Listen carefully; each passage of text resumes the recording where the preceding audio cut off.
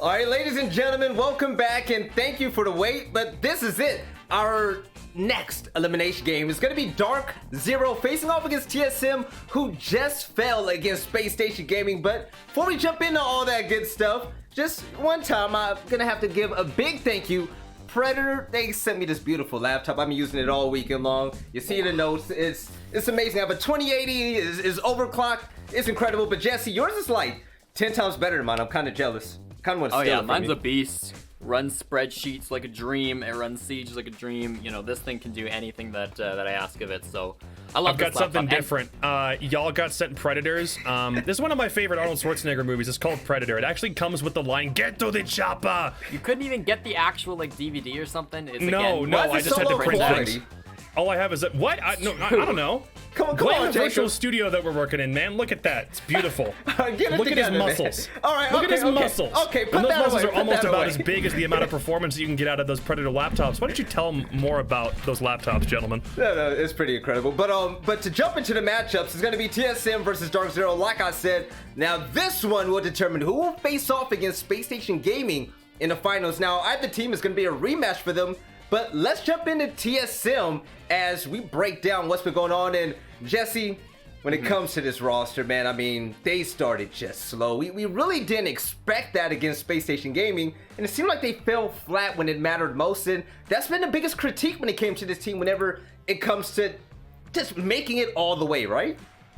Yeah, I mean, TSM, we just saw them against Space Station, obviously. And I thought that their adaptations were a little bit hit and miss. You know, we only saw them really be able to adapt on attack on Coastline because they didn't get to attack very much on Clubhouse. But on Coast, you know, there were some times where they did adapt pretty well. I thought that, you know, switching over to the Sledge rather than the Buck, be able to clear out Sunrise Bar on some of those kitchen attacks were nice. Otherwise, though, you know, attacking on Cool Vibes, there was no such adaptation there.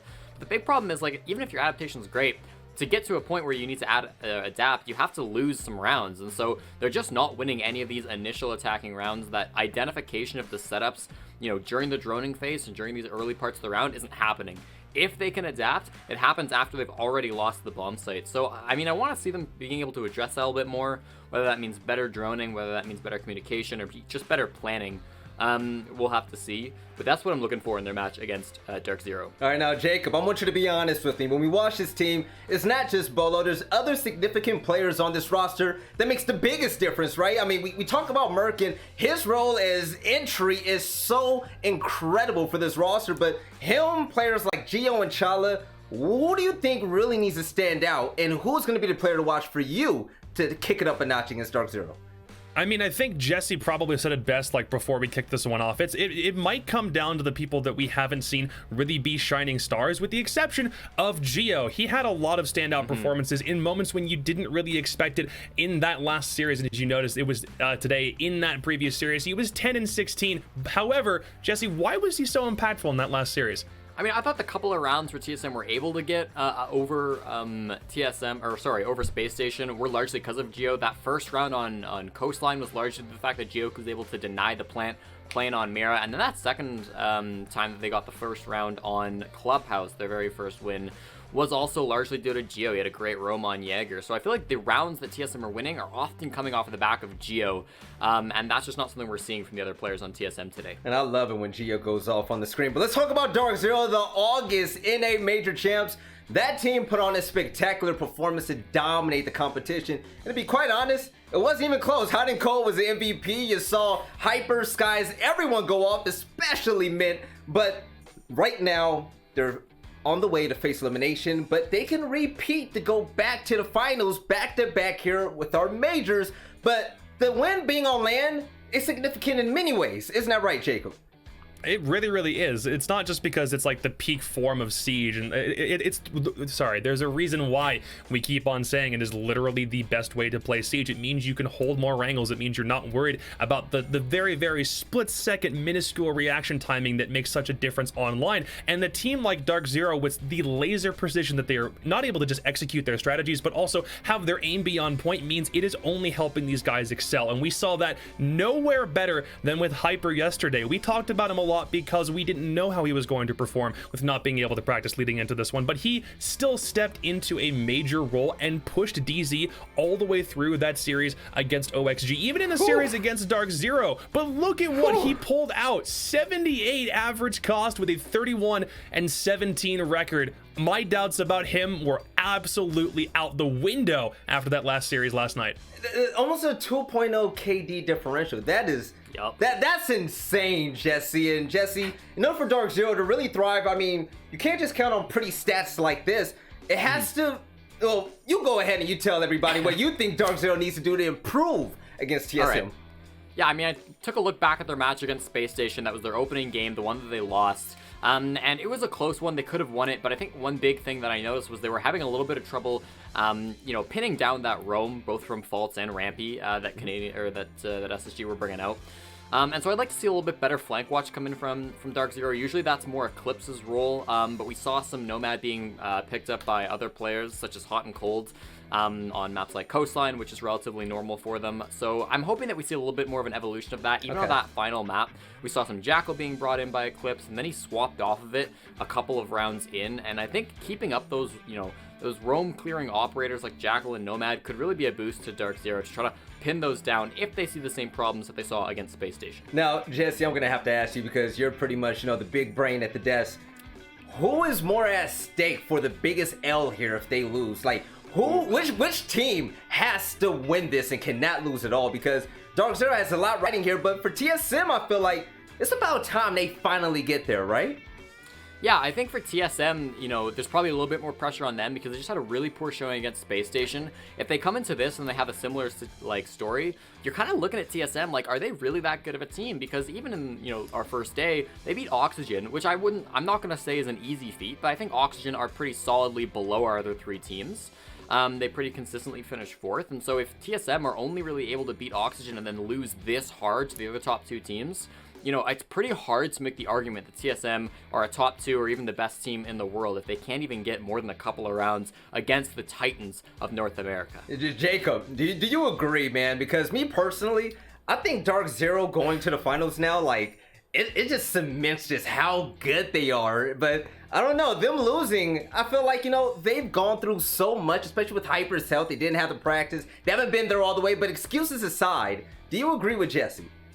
I think if DarkZero loses, you might be able to put an asterisk next to it if Hyper, for some reason, over today and perhaps tomorrow, if they win this match, doesn't perform. But if he does perform the way that we think he will, like he did yesterday, then I think it's a massive win for DarkZero because we've known them as the quote-unquote online kings for such a long time. If they can do the same thing on LAN after months, at this point, years of trying to prove that they are a good team when everyone's on the same connection, they absolutely can. They just haven't yet. And when you do it against TSM, I think you need to take this as an opportunity to capitalize when your opponent seems like they're off their game or seems like they're weak. You need to be like Arnold Schwarzenegger in Predator. I'm not letting this one down. You need to capitalize when the chips are in your favor and TSM look like they're on the back foot. Now, Jesse, this is it. The map ban phase is finally dead, and for you to be our map professional resident here on the desk, can you break it down for us?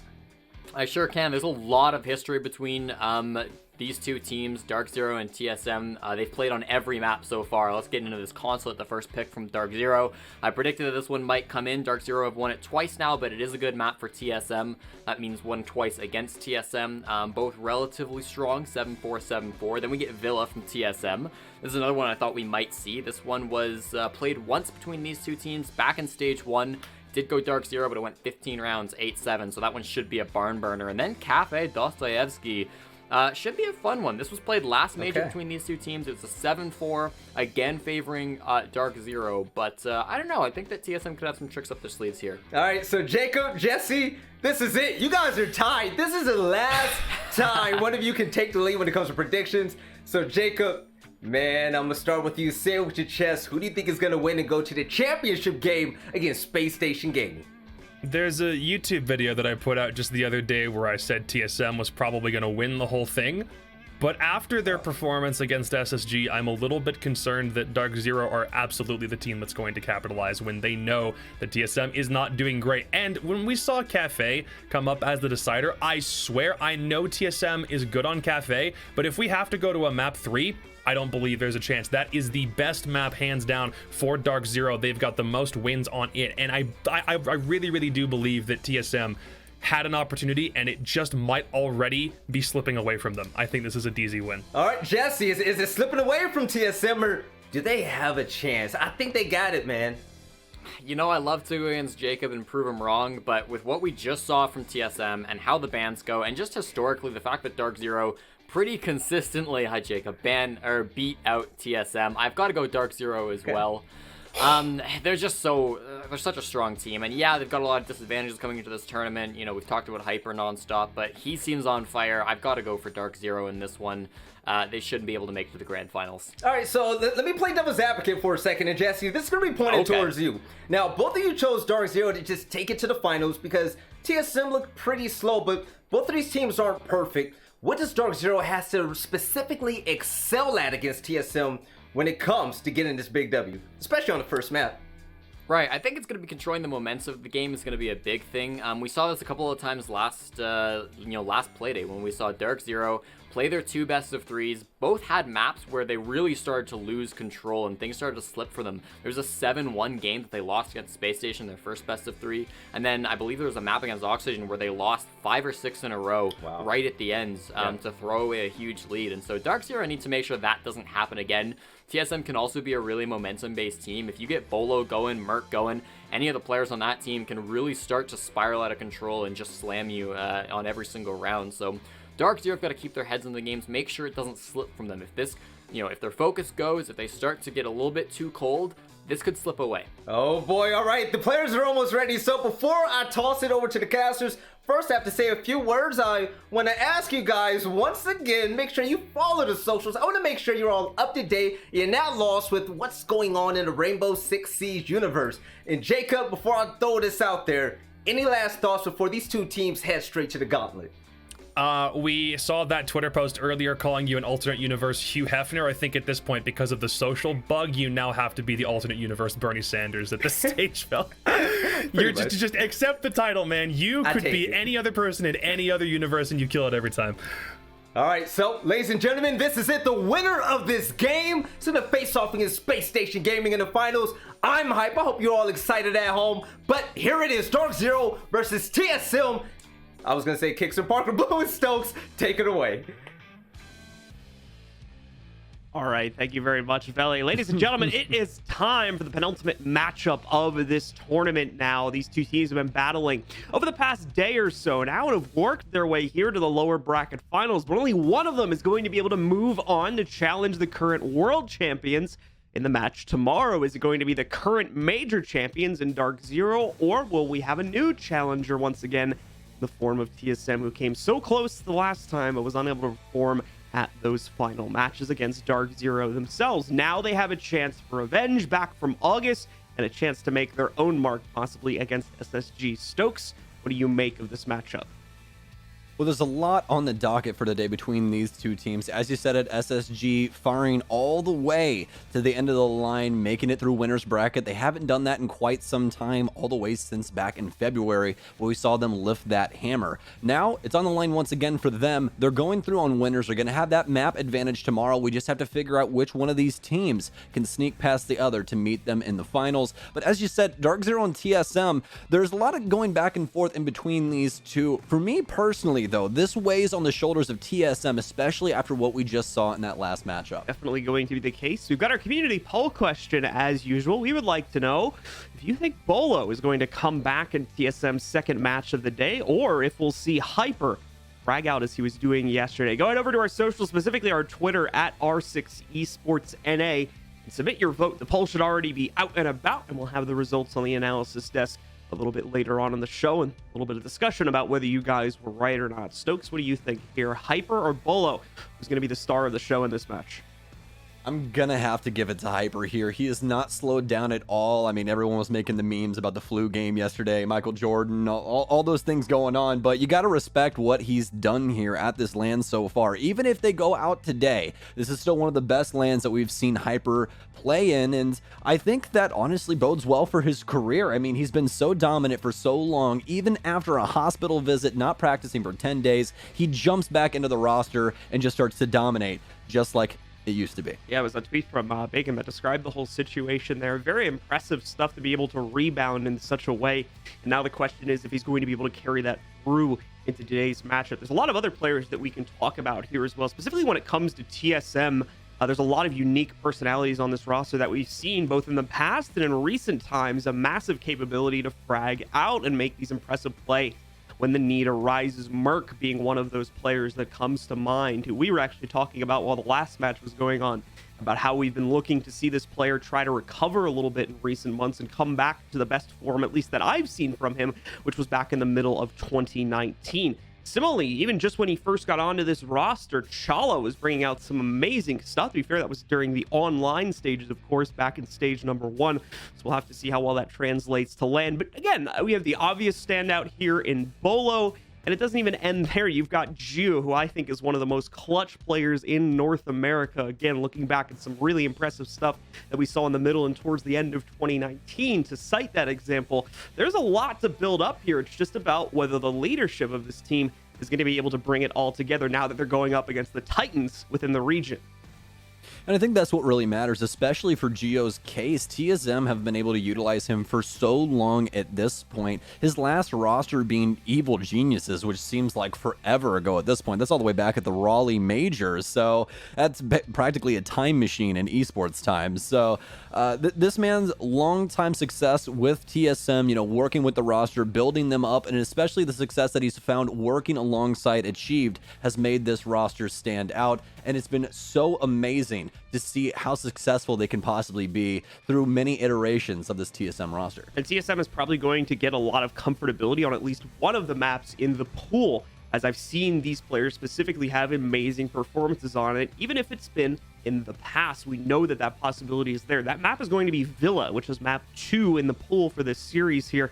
TSM, an incredibly comfortable team when it comes to playing on that map. So many of the individuals, in my opinion, know this map inside and out and are able to abuse its mechanics very heavily. So that's going to be the biggest pain point potentially for DarkZero, is working past primarily to the defensive side from TSM on that map. But that's not all we have. We also have Consulate that they're going to have to play into. That'll be the initial map that we'll be going into in just a second here, is DarkZero's pick, and Cafe as well. Those outer 2 maps, the first and third one, oftentimes tripping up teams and causing a lot of issues, specifically from the attacking side so far in this tournament.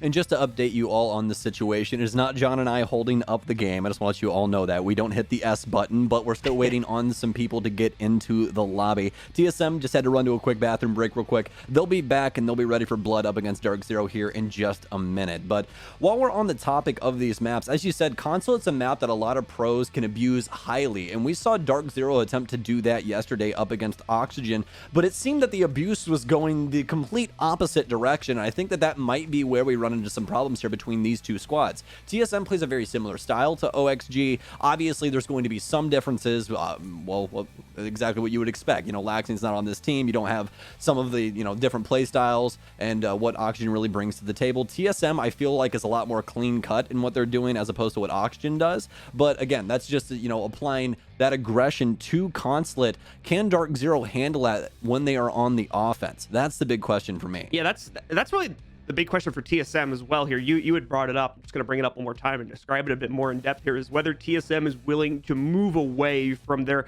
slightly more restrained style of aggressive play that we see from them when compared to Oxygen. Because what we saw on Oxygen's defensive half on this map against DarkZero yesterday was really unchecked compared to anything we had seen from other teams in the past. I think you had compared it to LATAM at one point in the matchup there. Maybe not on that map specifically, but it was very similar to that. We had a lot of defensive players playing right up in the face of the attackers, even right at the entry doors in some cases there, as we saw in like round number 1 in that matchup there. So we were seeing some pretty crazy play styles coming out from Oxygen. But I don't know if TSM is going to be willing to kind of send it on the defensive side so heavily. That's going to be a big part of what decides the play style for this match. And it's really going to be up to TSM when they get on their defensive half if they want to try and play into that, since it worked seemingly so well against DarkZero yesterday. And I think that this is a good discussion point, especially from what we saw from DarkZero yesterday, like you were saying. I mean, especially with the, after interview from Skies and what we saw on Twitter from multiple DarkZero members, not even the players, but some of the staff as well, talking about this roster and that, it seemed that rust had built up. They just needed to shake that off. And I completely agree. Having a member of your team out for 10 days, even if you have thousands of hours under your belt with them, it's still going to feel alien for just a little while until you finally get back into your groove. I think that they finally done that. I think that that Oxygen Consulate map was a rude awakening that they desperately needed inside of this entire, tournament, because you're going to be going up against not only TSM, but SSG later on, who already gave you trouble inside of this LAN. Another important note here, we talked about this with Oxygen really quite a bit yesterday. It is a very important point. We got to bring it up for TSM as well. TSM just played a match and unfortunately lost it in drastic fashion there. So they're going to have to immediately rebound, re-prepare themselves, and jump right back in. Mind you, they just finished the other series about 30-40 minutes ago at this point. They don't have a whole lot of time to get themselves prepared. They've got to get a quick mental reset going and jump right back into the server. DarkZero doesn't have to work with that. Their last match was yesterday evening, so they've had plenty of time to refresh and come into the match obviously being well rested. Now that could be a disadvantage for some teams, and we can argue all day the semantics on that, but overall TSM definitely is going to have the disadvantage in the scheduling department. That's at a minimum.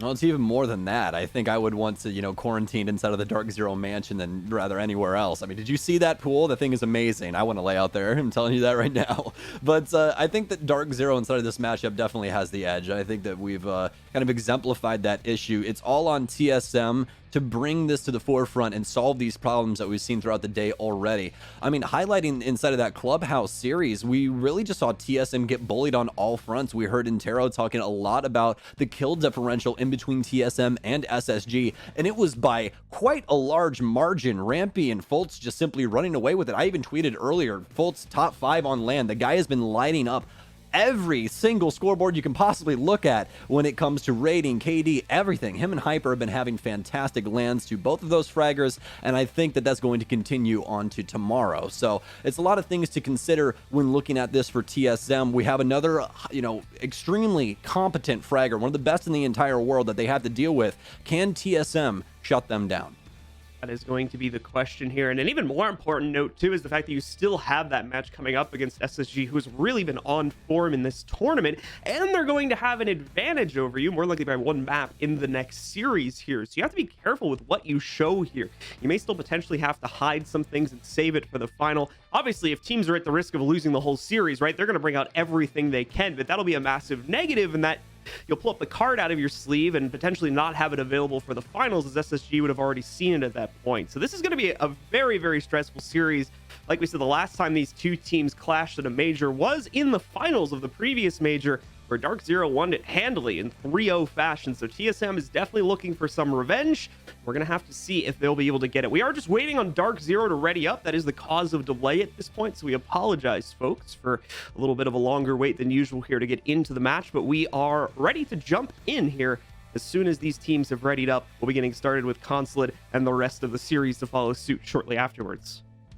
DarkZero, are you among us? Like, there's no one home right now. It keeps calling their name, but no one's checking in. So might have to go get the EMF reader out of the truck or something. I don't really know.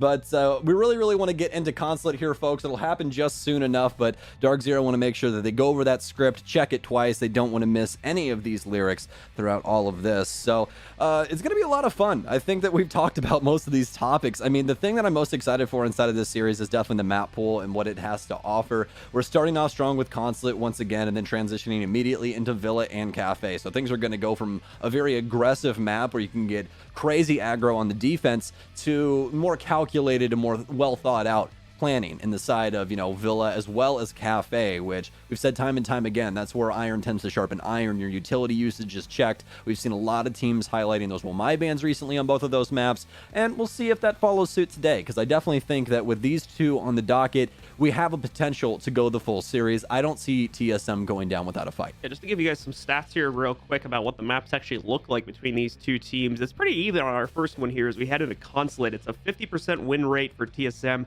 a 60% win rate for DarkZero. We've seen 3 wins. The wins are arguably a little bit more impressive for DarkZero because they've got pickups against OXG and 2 against TSM as well, which is the really dangerous part as we go into map number 1 here. Meanwhile, though, TSM does have the 2 recent wins as well against both SSG and Tempo, but also the 2 losses to their current opponent. So we're going to have to see how it plays out. No further delay, folks. We are getting into the match. Let's go. It is Consulate. It is DarkZero. It is TSM. And it is the semifinal here of the major, our lower bracket final to decide who moves on to face off against SSG in the best of 5 tomorrow. And an interesting ban to get the series started out. Bye-bye, Ash. Starting things off spicy with a target ban early on from DarkZero.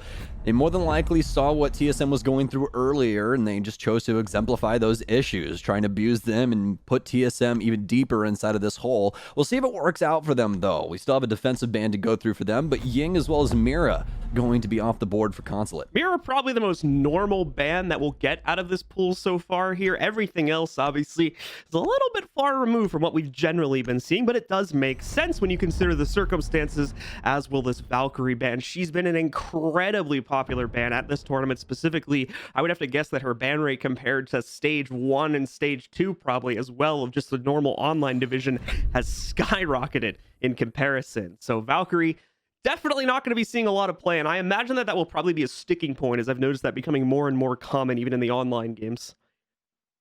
Yeah, absolutely. Mira is an operator that has always been at the top of the ban rate, whether it be casual play or competitive, and it's simply because of, her ability to rework sites. She has so much utility at her disposal, so getting rid of her can really, really affect a round. I mean, a lot of the times, especially when it comes to LAN, we see Mira banned out more and more often simply because of those pocket strats. If Mira's left up, all of a sudden you have a strategy that you exactly weren't ready for, and Mira makes it extremely difficult to try and walk into these defensive setups. So just get rid of her, make it to where any of those pocket strats that anyone does have are not allowed to exist.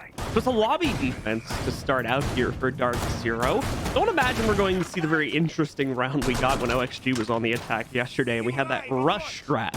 But TSM definitely going to have their work cut out for them when it comes to this attack. A lot of tricky elements to this attack, even though it would appear as though planting is a very straightforward matter because, hey, the bomb site's literally right next to the front door. So generally speaking, you think you'd have an easy time on the attack here, but that is far from the truth, as the defenders are going to barricade this entire second floor, opening up a kill box potential for them to have shots going down below and killing any of the attackers that would try to take early control. Similarly, the defenders are also going to reinforce the bathroom in the middle of the 2 sites downstairs, where you can currently see the outline from Skies. This will also be a central play point and a central point of control for defenders to try and maintain for as long as possible to stop TSM from getting that case onto the ground. I would also like to point out quickly before we get too deep in here on these bans, Valk, one of the highest banned operators at this entire LAN right now. She has over a 90% ban rate, so that's something pretty crazy to point out, as well as, again, that Mira being removed on Consulate. You also have to remember the fact that no one really likes holding that top floor anymore, so since Mira's become a lot more potent on this map, that just makes her even stronger and more likely to be banned out here. So DarkZero starting out on defense, TSM on offense. DarkZero a lot stronger on this side yesterday. We'll see how it turns out up against TSM, but it's been slow beginnings for both of them and a really strong drone economy early on for TSM. This is not the same that we could say earlier on in the day. Not a lot getting lost on that intel department at all. That's until just now, at least. We're going to see a couple players begin to try and knock those out. Overall, pretty quiet start to the round, though. As Stokes was saying, TSM is focused very much on the drone game right now, seeing as they still have all 10 of them alive. No reason not to use that free intel while it's going to be given to you. But finally, got a couple players setting foot in the actual Consulate. Achieved is first up to bat as he moves into the basement. He'll probably be alone here for some time, as there's actually going to be a run-out attempt, or at least a window peek attempt here from Skies back on the first floor. We're going to see the attackers spot that out, and TSM gets the first kill of the game here as Merc going to be able to knock out Skies. That's a big early pick, especially for Merc. Had a pretty good game on Clubhouse up against SSG, but just nobody else home for TSM, and that's really where things started to fall to pieces. But now DarkZero still have a chance and a couple opportunities upstairs utilizing these floor holes, especially this cheeky angle here from Mint towards the south rappel. They're doing a very good job of delaying time, though, and oh, what a shot from Mint. Merc playing with death just too long there. A nice pre-fire bags him a kill. All of a sudden on equal footing, but TSM don't have too much map control. They're trying to work the map from the outside as well as from below, but they don't have any pressure on the horizontal front. Hot and Cold still keeping himself in a very aggressive position here. He's got to watch out from at least 2 to 3 separate positions, if not more, if he's going to maintain this current corner. The attackers seem to have an idea that he's here. I just saw a yellow ping in his general area, so more than likely TSM are already aware of that Jaeger's position. If they're going to be able to deal with it is another matter, because TSM, despite the loss of Merc, haven't really done much here. They've just been sitting back, looking for a way into the building, and they haven't actually tried to get aggressive. That's obviously going to change here now that we come down to the last 20 seconds, but DarkZero has to just sit here and wonder now, where is the attack? And finally they get an answer, as Hot and Cold's going to be able to take down Bolo on the rush here. He'll look for more, but like I said, they knew he was there to begin with, and they lost a teammate to it, so Geo gets the pick. We are going to see a plant attempt being made. It's a very, very tentatively possible plant here, and it is just barely going to go down, as now Chala sits as the only player remaining, gets to the post plant, yes, and he has a nice lineup on one of the 2 remaining players for the defense. All he has to do is get down the hatch and stop the counter defuse. Now it's being tapped on by Eclipse. No commitment just yet. We're going to see the Nitro cell from Eclipse tossed up, but no success. Eclipse goes for the fight anyway. Chala's going to be able to take him down. Hyper did get revived in the process, though, even though he was down previously, so he's still in this fight. But Chala now has the easy denial, just has to line up the shot, wait for the full commitment, which should be coming in at any moment here from Hyper, as he's running out of time. Only 3 more seconds in excess before he would have to commit, and we're just not going to see that. Hyper's taking the duel, but it doesn't even matter at this point because Chala has won out the 1vx, and TSM will take round number 1. By the skin of their teeth, TSM slide by inside of that round, but a win is a win, and it's definitely a good way to start us off here on Consulate. DarkZero not ready for that aggression and didn't have the ability to shut down the plant inside of Piano. It was a last-ditch effort from Geo, but he was still able to get it done. And with the positioning of Chala upstairs on the CEO rappel, there wasn't really much they could do. He just simply had the high ground, and everybody else had already rotated downstairs, so they have to try and contest yellow. But there's so much verticality as well inside of there. We saw multiple attempts from DarkZero to try and clutch that up. Some very creative stuff as well, especially from Eclipse. He tried to sound bait with the case diffuser and then nitro cell the floor right after that to bait him over the vertical holes. So some really smart plays from DZ, but it just didn't happen. I mean, it was just a very unlucky timing for them because they killed Geo immediately after that case goes down.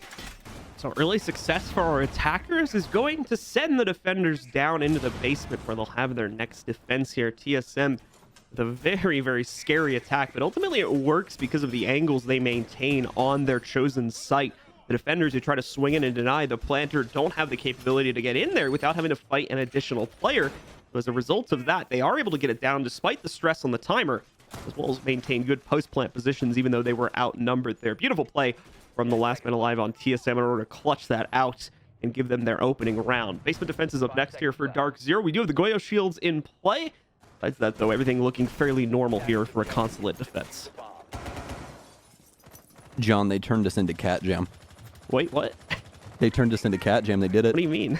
We're now Cat Jam, apparently. Are we? So we need some Cat Jams in the chat in order to remedy this, because R6 Esports is making fun of us, man. And the Cat Jam. We need some jammers in the chat. No band. Really no bans are coming. No bans. You'll see it later. Don't worry about it. Yeah. It's not that important right now. All you have to know is that Cat Jam is love and Cat Jam is life. Okay. That's all you have to get. All right. Although TSM already inside of the building, and this is a very aggressive front as to what we saw the previous time. TSM taking a very long time working that map control, and then again that last ditch effort that we saw from Geo to get that case down. But now they really want to get in the faces of DarkZero, and this is where that pacing control comes in. DarkZero has to be ready for this at any moment in time, and this is where they ran into a lot of problems yesterday with Oxygen, but they were eventually able to solve the issues. So for now, it's up to DarkZero to figure out, this Rubik's Cube that is TSM and how they're going to continue to handle this aggression from them. Nice shots here from Eclipse and a beautiful pickup with some bullet holes. That's going to be 0-0-2 for Bolo here, as that previous map was not the greatest for him on club, and it continues here on Consulate. Clips continuing to wait for an opportunity to frag out here. Now that he has the position inside of CEO, he's just waiting for the attackers to get aggressive, and there we go. Finds that opportunity as Merc tries to swing onto him. Another player's going to look for revenge here. They sit right on the other side of Connector, but no, Eclipse too strong in the current position. He's up to 3. 4 might be right around the corner in a moment here.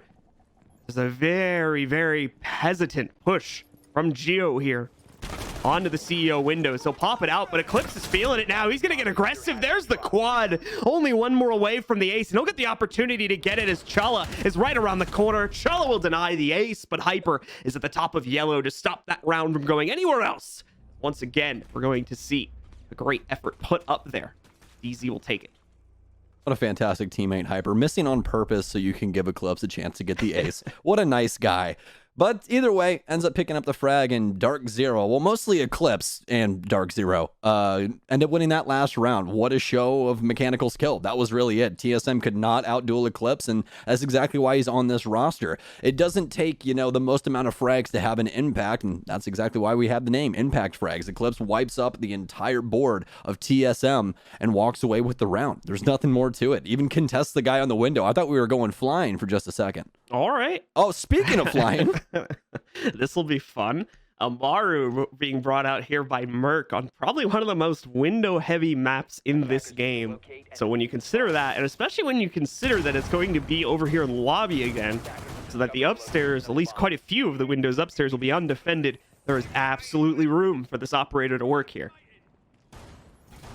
There's a lot of potential with this one, John, and it's mostly because of Hatches. We've seen a ton of different teams utilize her in a very special way on this map. Most notably BDS with the way that they handle Consulate CEO takes. They, end up going up through Cubby with her utility and plant right here, but we don't see a lot of teams go upstairs anymore. So for this one, it's more than likely going to be a window, but they can always try some very cheeky things. Again, this playbook is wide open when it comes to Amaru. She has access to those hatches as well as those windows, and if they're able to get smokes in or what have you, get a lot of, chaos going on inside of sight, no one's going to hear that Gara hook, and that's where that craziness can possibly ensue. But we actually have a very smart reinforcement, although Skies probably doesn't know it, as he reinforces the basement hatch. Merc's not going to necessarily utilize that, as he'll actually be starting from the east side and working his way in through admin. Now, the defenders will have heard that, so they know Merc's in the building. Unfortunately, they can't do anything about it because it already happened, so they have to deal with it anyway here. Merc's going to move out very quickly. Does get some free shots over onto Mint, but is not going to be able to fully capitalize on it. Only takes out about 25 HP before Mint hits the deck and saves his own life here. Now the jig is up. They absolutely know that the Amaru's in play. If there was already any doubt from the sound intel that they probably got previously, they'll have to play this out very carefully upstairs for the rest of this round. There may be a bit of a timer on the lives of the players upstairs for the rest of this one. Also going to readjust some of the reinforcements to account for that swing in from Merc. He's still, for the most part, going to be alone. He did get one other player to jump in with him, though, but that's only a 2-man clear upstairs. No, 3 players, excuse me, as there is one on the bathroom rappel as well. So this is the major priority right now for TSM. It is not a solo mission from Merc. It's important to note here that Merc gets that slight zoom advantage on the scope. Oh. However, that's not going to mean anything at close range against a shotgun. Eclipse, one pump, shuts down Merc and says bye-bye to the Amaru play. Swings him off the stun grenade. Great play there from Mint, but still a long road ahead for both of these squads. TSM only halfway through this neck of the woods, and they still have to deal with this top hold from DarkZero, and it's looking quite strong. Reinforcements on the bathroom, as well as a resurgence of operators upstairs as hot and cold rounds spiral. They still have all been centralized for the most part inside of short. The rest of TSM still on the outside of the building. DarkZero still have most control here, but Geo finally equalizes as he takes down Hyper on a yellow rotate. Break us down into a 4v4. There's a chance for revenge coming up here. However, it looks like it's going to be missed as the player over at the yellow window is going to back away. And the defender on the inside will not have the opportunity to trade that back out. What they will have, though, is the opportunity to shut down this attack on timing. But at the same time, TSM has already shown us that they can burst execute with low time of force. The DarkZero can't feel safe about their positions just yet. They lost this last round in very similar fashion the last time that this site was defended here. DarkZero very patiently waiting for the upstairs control attempts to come in here now from TSM, specifically for Achieve to swing around the corner onto this angle, as they're very much waiting for him. And there you go, Eclipse. Good patience from him. He's waiting a while for that lineup. He'll take down Achieved and have himself another duel at the front door just a couple seconds later.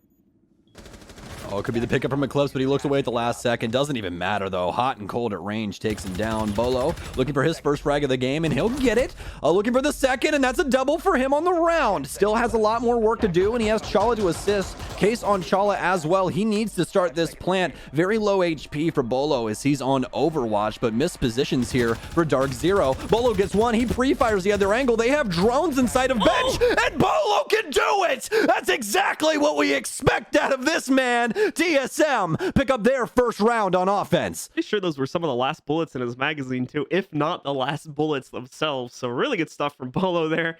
Just pacing the pre-fire perfectly, and the last burst from him lines up exactly where it needs to be to shut down that 2v2. Beautiful play from Bolo. We have to remember, that's a 4K from him because he also got the 2 entries as well. Massive individual effort, exactly what we were talking about in the pregame for what we would be expecting and looking to see from this TSM roster. Any one of these individual players in the roster exploding at any moment. And that's exactly what we just got from Bolo. And it was desperately needed as well. And extremely well done by him. I mean, it is so very difficult to live in Rainbow Six Siege when your health is that low. He took multiple gunfights. It's a one-shot HP bar, and that is so very difficult based upon your positioning. You saw how Bolo worked all of those angles, made sure to make his hitbox small. There was so many levels to what he was doing right there to lock that all down. Granted, it was from one position. He just played it so damn well. It was extremely well done, extremely clean, and if he keeps playing like that, DarkZero's in for some hurt. DarkZero falling behind now on their defensive half of Consulate. Still some opportunity for them to turn it back around, as we are only about halfway through the half itself. We're into our second quarter now, if you want to be precise about it. Either way, DarkZero looking to try and change up their luck here with a split defense. This will either go really well for them or really poorly, based off of the way that these sites generally get played out. Is going to be an upstairs roam as part of this one, though. Like I talked about yesterday when we saw this get played out, the defense on this site's a bit of a sandwich maneuver. You need to maintain second floor and basement control, depending on where your attackers want to move towards, and then use those positions appropriately in order to start countering out the plan attempts that would come in from TSM. Now, TSM are obviously aware of this, so they're going to put a lot of their droning efforts upstairs here initially, because they also are aware of the fact that DarkZero has been heavily partial to the upstairs roam, so there may not be as much activity in the basement, and they would be pretty correct to assume so, looking at the way things look right now. Yeah, absolutely. DarkZero running a pretty traditional lineup here. Really not heavy on nitro cells at all. Have the impacts on skies as well as mint. But the most important op here, the pulse from hot and cold. Changing things up a lot, especially on Consulate. One of his most dominant and most picked maps for pulse. Mainly because of that cardiac sensor. You guys know that you can get all that intel through all of these floors, but specifically on Split, it makes it to where you know where all of these players are trying to put that plant down inside of tellers. That's where that main plant will continue to go down throughout this tournament, as long as we're playing Consulate. So TSM now have that top floor. We're looking to Merc to try and utilize these EMPs inside of the late round to counter out Houghton. Otherwise, it could run into some major problems. Time continuing to tick down here. We're going to see that nice EMP going off that'll allow for the drones to sneak in a little bit more proficiently. Away from that, half the round is already gone. And we have seen a large commitment to the fallback upstairs here. With that frag from Chala, that should solidify it. I don't believe that there's any additional roam presence here from DarkZero besides Eclipse. Anywhere else had already fallen back to the first floor and the basement. Now, there is still some extended presence, although I would hesitate to call it a roam at this point. Over in Piano, as an example, you get the most extreme example of this is Hyper is awaiting for players to try and rotate down Yellow and into Piano itself, where he might be able to punish players, not expecting anyone on the defense to be here. Has also been held here by Mint. You guys can see kind of the triangle choke that DarkZero have on this section of the map. Mint's going to be holding his cross from bottom spiral. Skies can move around the circle desk area, as well as assist Hyper inside of Piano through antechamber. So there's a lot of options here for them, so they can stack up around each other and try and trade this out when TSM wants to get aggressive. Even if Mint gets droned out here, DarkZero can still find some success simply because of the man count that they have here. But now they have to worry about Teller. Skies tries to rotate back in. He gets taken down by Merc. It was very ill-advised. Nitro cell goes off, but only deals partial damage.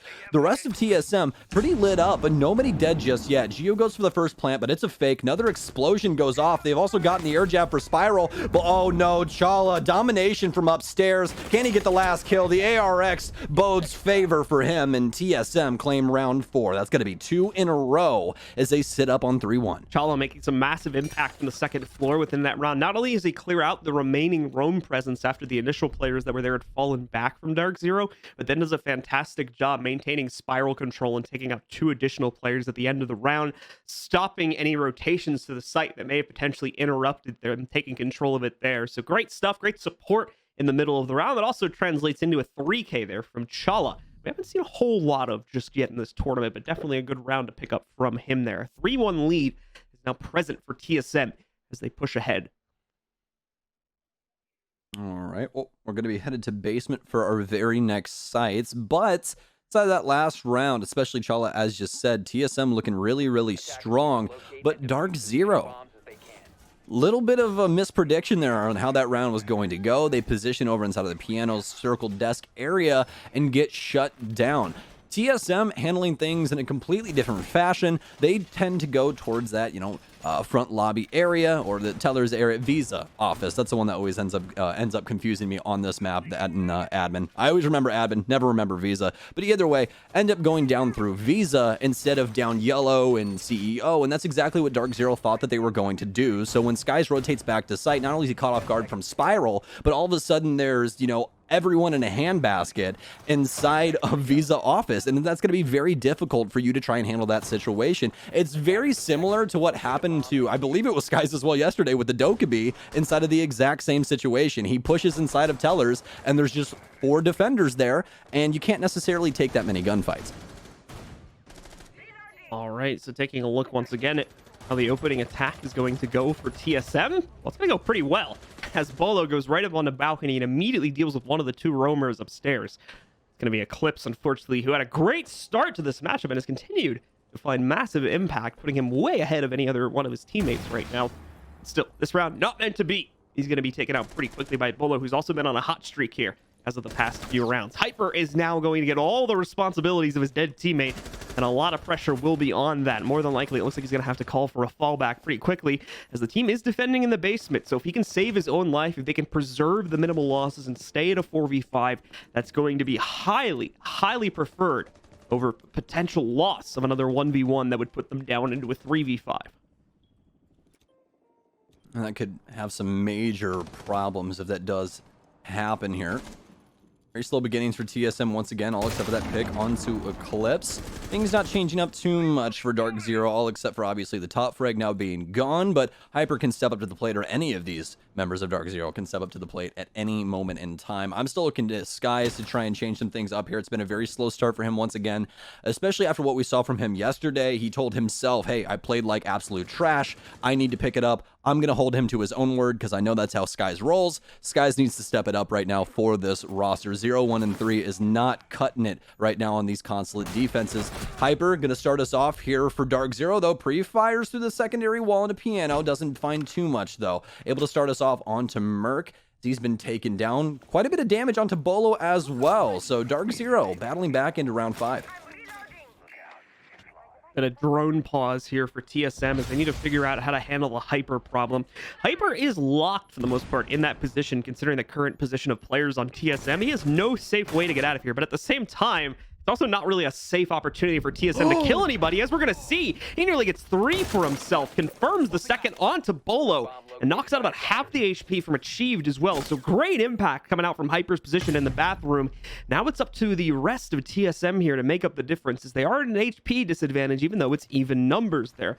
Was it a little bit of an attempt to make a run from Skies as he goes upstairs, but an air jab that he runs into will quickly change his mind about that. The entire defensive matrix on the site itself has really been untouched this entire time, and now we're down to 20 seconds. Mint just used his first smoke charge, so there's not a lot of reason to believe that TSM can find success here, but they've surprised us so many times already. Will this round be another one? It's not looking like it. Chala's the last man standing, and he won't stay that way for very long. Hot and Cold shuts it down for DZ as they finally claim another round. I had some premonition about this when we saw Hyper get that initial kill inside of Bathroom, but I didn't think it was going to go so poorly for TSM, but it ended up going that way, didn't it? I honestly thought that pinch was going to work out extremely well for them, but he gets a lot more bang for his buck than I think anybody honestly thought that he was going to get. And he ended up almost killing Achieved as well inside of that, so there was a lot of things going on there, but fantastic round from the Jaeger player. DarkZero fighting their way back into this. They need to equalize here on Consulate. Granted, the 4-2 split, not that bad. They can definitely do something on their offense. But again, that problem being yesterday on their offense on this exact map did not have a great time. They got practically ran over by Oxygen on that defense. That goes back to the question we were talking about in the pregame, was whether we were going to see that more proactive defense from TSM, where they really try to get in the faces of the members of DarkZero on the attack, and largely had success with it. Not only just that too, but constantly changing the positions. Even when they never really had intel against it, they would still, anytime they shot or gave away any type of sound at all to their opponents, they would just constantly end up shifting their positions so as to constantly throw them off. And it worked like a dream for Oxygen yesterday, for the most part anyway. Still ended up eventually losing the series, and the fact that they played against it for so long yesterday means that DarkZero might already have an idea about how to counter it, but still doesn't mean it's not completely out of the minds for TSM. Maybe try some of the same things if they need to use it. I think inside of the aggressive playstyles between TSM and Oxygen, oh, that was not supposed to happen, Houghton. I don't even think that he touched the window yet, and Shaw had already shot him. Oh no, he was definitely going to go for the spawn kill, so that's what you get, but I mean, that's still very unlucky for Hot, and Shala getting a very, very early pick. And actually, top of the scoreboard now in front of Bolo for frags, 7-0-2, so Chala coming back to form. This is something that we saw from him quite often when he initially got on the roster. Chala will absolutely take those, even if it is a little free on Hot in there, just spamming into it, catching him with a little bit of aggression, puts TSM on the right foot forward at the beginning of round number 6. Already with full admin control as a result of that kill as well. So DarkZero's got to be sweating a little bit here, because they've already lost a third of the upstairs here. And not even a minute is gone from the round yet. Just has to clear out a couple more players, and they'll be good to start moving this down onto the first floor to eventually take control. The MP goes up there to try and deal with some of the gadgets that are sitting on the other side of the wall, and it will work out as we see that mute jammer sitting directly behind Eclipse getting dealt with. Also, one against the wall there, I do believe, allowing the drones to work their way in. Eclipse trying to go for swings here in order to make up the difference and possibly try to at least go 1-for-1 out of this duel, but the first attempt at it doesn't work out too well. Pepper's in the shots on the balcony. That's immediately going to cause Eclipse to have to watch 2 separate angles now, and he decides that that's too much of a risk. Great shot from Mint here, though, in the meantime, as he holds control over the connector still. It's going to be able to pop up, get a quick shot off onto Merc, taking him down, even bleeds a bit of damage off on Chala as he chips him on the shoulder, too. Fantastic stuff so far for TSM, but battling back is Mint inside of Connector right now with this deployable shield. Still has one of my discs floating into his pocket as well, so thankfully for that, he's going to be able to deny a lot of this utility. He has an air jab at his door, though, so he's not going to be able to push any farther. He can just simply be the dam that holds the water back that is TSM. So great hold so far from DarkZero, continuing to support that, but Mint's already given the call for Hyper to rotate away. Mint wants to get aggressive up here and try and get some more picks, and I got to completely agree with him. Going to continue to swing these windows, trying to find someone downstairs as Bolo and Geo are partnered up on the double door into lobby. Still has to worry about some pressure upstairs as he rotates back in, but the rest of the DarkZero members now worried about this plant. Geo taking quite a bit of damage from this smoke as they have quite a few, but Skies lays Bolo out with the SMG-11. What a shot from him. DarkZero now working the map as well. Rotations coming through. TSM has to worry about this. Geo taking more damage, but this case needs to go down soon. Chala got the flank watch, but doesn't even matter. Eclipse cleans him up, has the M590, downs another one. It's the boomstick into the SMG-11 play. DarkZero tie things up here on defense. Bit of an unfortunate loss at the beginning of that round from DarkZero, but afterwards, it's a great recovery and a great defensive effort put up, especially by the remaining members of the upstairs team there. A good early pick from Merc, and then a great hold in the base, or not the base, but the first floor too, in order to seal the deal. That's going to end our first half and now send us on to the second, where DarkZero is now on the attack, and the series gets really interesting from this point forward, as this was the contention point for DarkZero in their earlier matches, was the weaker looks on their attacks. Will it be the same thing here? Will TSM be able to abuse the roam game just as OXG did yesterday, or are they going to play to their own game and still be able to shut down these attacks from DarkZero? Alternatively, has DarkZero made improvements, and will they come into this one with a strong suit to potentially take the lead? Let's find out. At the same time as well, let's support the scene. Let's talk about these great new Rainbow Six Share skins, as well as all the League skins that have been put in the game. Feel free, go ahead and check them out now. They're available. They support all of Rainbow Six Esports and your favorite teams, so feel free to check them out in the shop now. Yeah, make sure you guys go in there, check out all of those skins. We got some fresh ones around the corner as well, so be looking out for those inside of your timelines and feeds all across social media at a further point in time. But make sure you guys grab that TSM set especially. You guys will be seeing them run it throughout this entire series. Make sure you check out those gloves. Hyper probably has it on right now because they look so damn good. Who doesn't love having dragons on a black and white, and red color set? It just looks so good. Throw your money at that instead of something else. All right, guys, well, the round has started. DarkZero out and about here. Let's take a look at their opening push. More than likely going to have to see some admin control at the beginning here again, because once again, you've got that upstairs roam alive. This time, of course, for TSM. Site control is going to be focused on the basement, though. So eventually, DarkZero will need to work their way down there, but TSM's got a very, very heavy roam game to play into on this site. So DarkZero also can't completely ignore that. At the same time, though, that site's looking kind of weak right now. Only 2 active defenders on it. So that's just an important factor to keep in mind if stuff does end up going a little bit crazy here. Doesn't look like it's going to be the case, though, as DarkZero, very focused on that upstairs clear, will find their first mark, as Skies is able to isolate out Bolo just outside of the bathroom and take him down.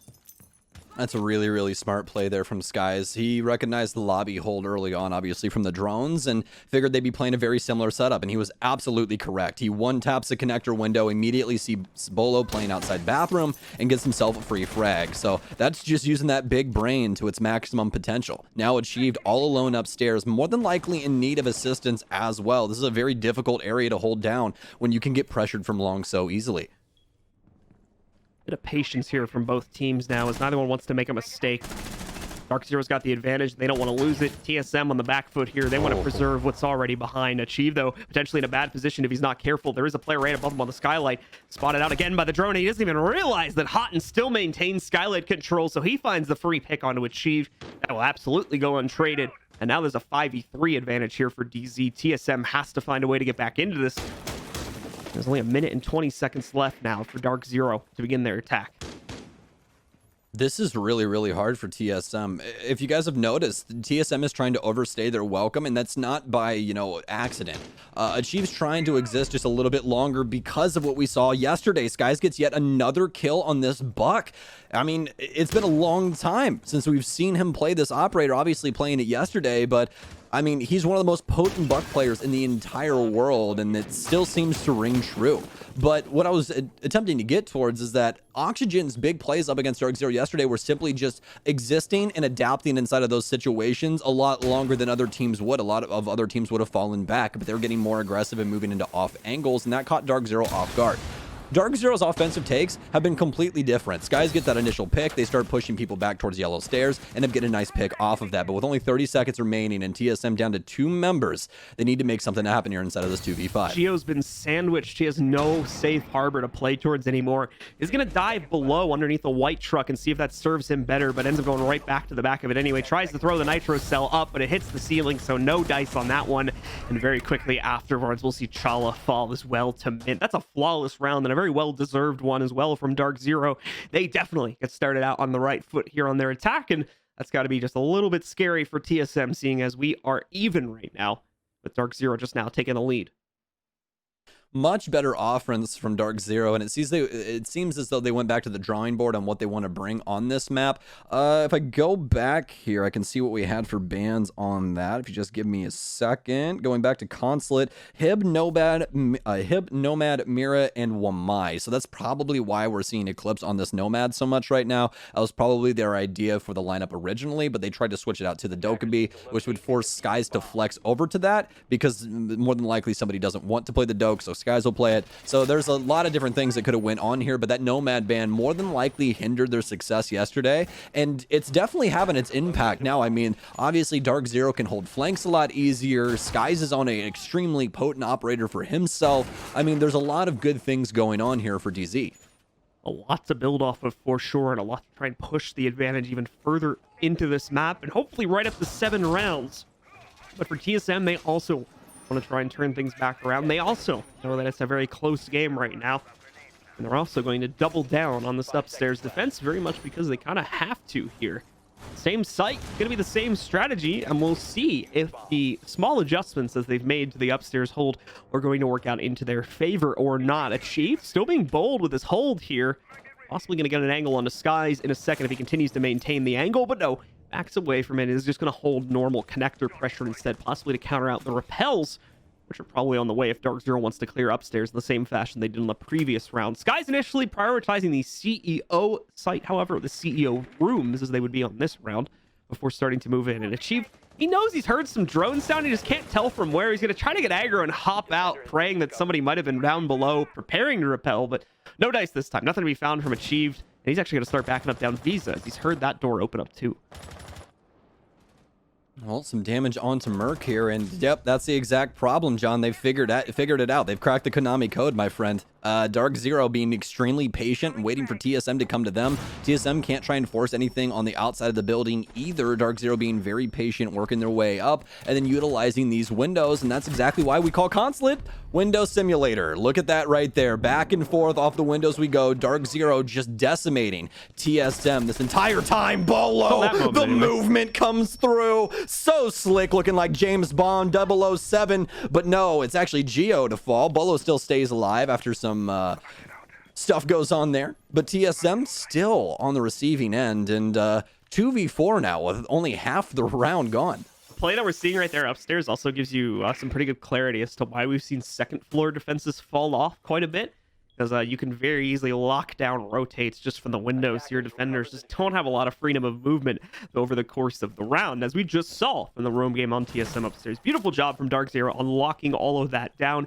without ever having really to set foot inside of the building except over there towards Visa. Excellent job. Now it's time to see if they can take it downstairs, which should be a minimalist task at this point, considering they already did it on the previous round. And just like that previous round, they're working with a massive man advantage at this point of a 4v2. Now TSM realize they're going to potentially be outnumbered, or whether they are going to be outnumbered. So Bolo trying to take an aggressive stance with his position down there at lower yellow. At the same time, it's not going to be as much of the same from Chala, just because he doesn't have the capability to fight infinitely. He's got a much slower loadout here, so he's got a much more standard position on the inside of Cafeteria, where he's going to try and delay with those smoke charges. Bolo commits himself to his initial fight through a top-down angle going up towards Piano, but generally comes out on the losing end of it there. He's at sub 25 basically here now. However, turns it around against Skies and quickly flicks over to Yellow Stairs to take out Mint. They may still be in this round yet. It's down to the wire with 13 seconds left. Chala sees the barrel of a gun. Hyper will take out Bolo. There'll be some damage on the Chala, but he's dodging bullets right now. And one more pump from the M590 will clutch it out as Chala gets it done for TSM. What a round from Chala and Bolo to shut down DarkZero. Both of them coming into their own inside of that round, making some huge highlight plays.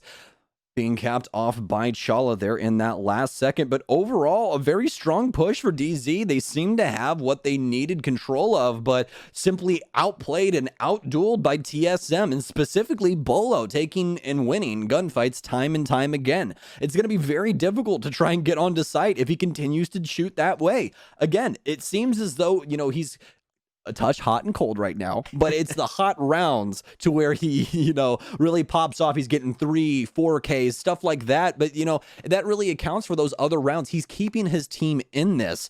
And honestly, he's one of the lifebloods for this squad right now. Merc not really lighting up the scoreboard. We've been seeing Chala come back into form with these clutches as well. TSM do not want to lose this. So TSM on timeout right now here after a very intensive round win.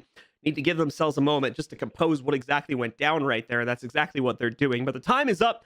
We are going to be going back in game in just a second here, and we'll have to see if that pause has helped out TSM. The round win probably did it. That's for sure. Whether the pause is going to help or not, that's another matter entirely. as it's a very nice clutch from the basement hold. A 2v4 win from them in order to take that round, and more importantly, in order to keep this game neck and neck at what is now 4-4 between the two teams here. Up to DarkZero to give us a response as TSM's finally locked themselves out of the basement, and now they're going to go for their lobby hold. How does one kill a god? That's the real question. You gotta make him bleed somehow. They've made him bleed 6 times, but the guy just keeps on living and is able to continue to get these highlight reel rounds. So for DarkZero, that's the question that dances around inside of their heads. How do we shut down Bolo? How do we try and take the clutch factor away from TSM? And I exactly don't have the answer. Really, the only thing that DarkZero messed up on inside of that crunch moment inside of the last round was that they funneled into security hallway. That was a really, really big problem. They tried to apply some pressure into Piano through that vertical play, but they didn't have anyone on yellow stairs that could possibly swing to contest anyone if they were going to try and contest that vertical play. So there's a couple of, mismatched opportunities for DarkZero where it could have went either way, but the 50-50 just fell on TSM's side of the fence every single time. TSM committing heavily to that upstairs roam yet again. They kind of have to, considering the site we're going on to.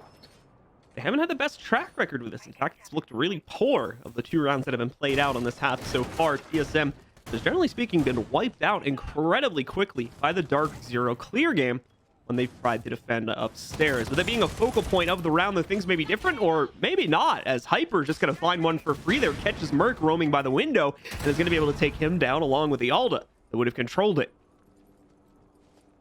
Oh, could have another contention here from Hyper. He's looking to contest the connector window, but he's going to receive some damage from, I believe, Below, or ended up impacting the window seal close to him. Either way, some damage goes off, and that could hinder his success in some further gunfights. But now, trying to find Bolo inside of connector. Bolo doesn't want to fall to the same sword as the last time, so he's going to position himself a hell of a lot differently. But the problem is now there's a completely different angle that he has to worry about from console windows. So plenty of damage now onto Bolo. They're trying to force this roam game out. Bolo, the only remaining member upstairs, does still have 2 MI discs, though, as the rest of DarkZero still poised outside, waiting to see if they can get any more picks. Of understandable panic right there from Bolo as he tries to change up position. And I think actually just ended up accidentally grenading his own drone, so we're not going to see anything else from that. Let's rely on his teammates, or potentially himself if he had another drone or intel to play off of that. In the meantime, though, they've got piano control. Where's the resistance from TSM? They can't swing into the room because of this angle from Hyper right now. He's controlling it. They've got the plant down under the ground. Once again, nicely done here by DarkZero. Hutton's able to come in on the assist here as he takes out Shala deeper in the site. Now, this is the problem. The upstairs roam is still alive, even if just partially here, and could cause problems, but it doesn't seem like that's going to be the case. Hyper gets another one. He's on a triple for the round, and Bolo's the only one left. Now, to remember, he's already heavily injured from the previous fight he got himself into against that very player that's still on CEO Repel. Only 1 kill being picked up by him. Tries to hop down, even uses that disc, I think, as a little bait possibly to try to get crosshairs off of him. But sadly, it does not work out. And we'll see him drop very, very quickly as he drops in. Much better offense here from DarkZero overall today. Their very first round pickup on offense being a flawless round, following exactly into that lobby attack where they end up getting plant down as well. So consistently playing objective, as well as just very well-timed and clean executes, really only botching their second round where we saw them attack basement. So some great stuff there from DarkZero, but again, this goes back onto TSM's shoulders. There was a lot of mistakes made there, especially upstairs, a lot of early damage going on, and not a very good read on the situation and what was going on inside of Piano, and that was highly abusable for DarkZero. TSM had no intel over there and really no way in order to stop what was happening from going on. DarkZero easily handled the top floor, hold, and ended up walking in, playing that verticality, get that plant, and simply walk away with a round. Well, DarkZero with control over the lead, once again in very convincing fashion with the method that they're able to take control over the round. TSM still not favoring the repeat on that site as they were in Garage here, are now going to work their way over on the split site, seeing if we'll have better luck here. DarkZero will know exactly how to handle this, and as far as TSM's setup is concerned, nothing crazy from the looks here on the first floor. There's not much you can do with the first floor with the setup, to be completely honest with you. It's mainly with what you do with the basement as well as the upstairs hold that matters the most here. And actually the downstairs hold's pretty light right now, not a whole lot being done to shore them up there. So DarkZero could have an opening if they decide to go the garage route, but previously that was not the case. So we'll see exactly what they're going to do here in just a couple seconds. Well, they have a lot of options at their disposal.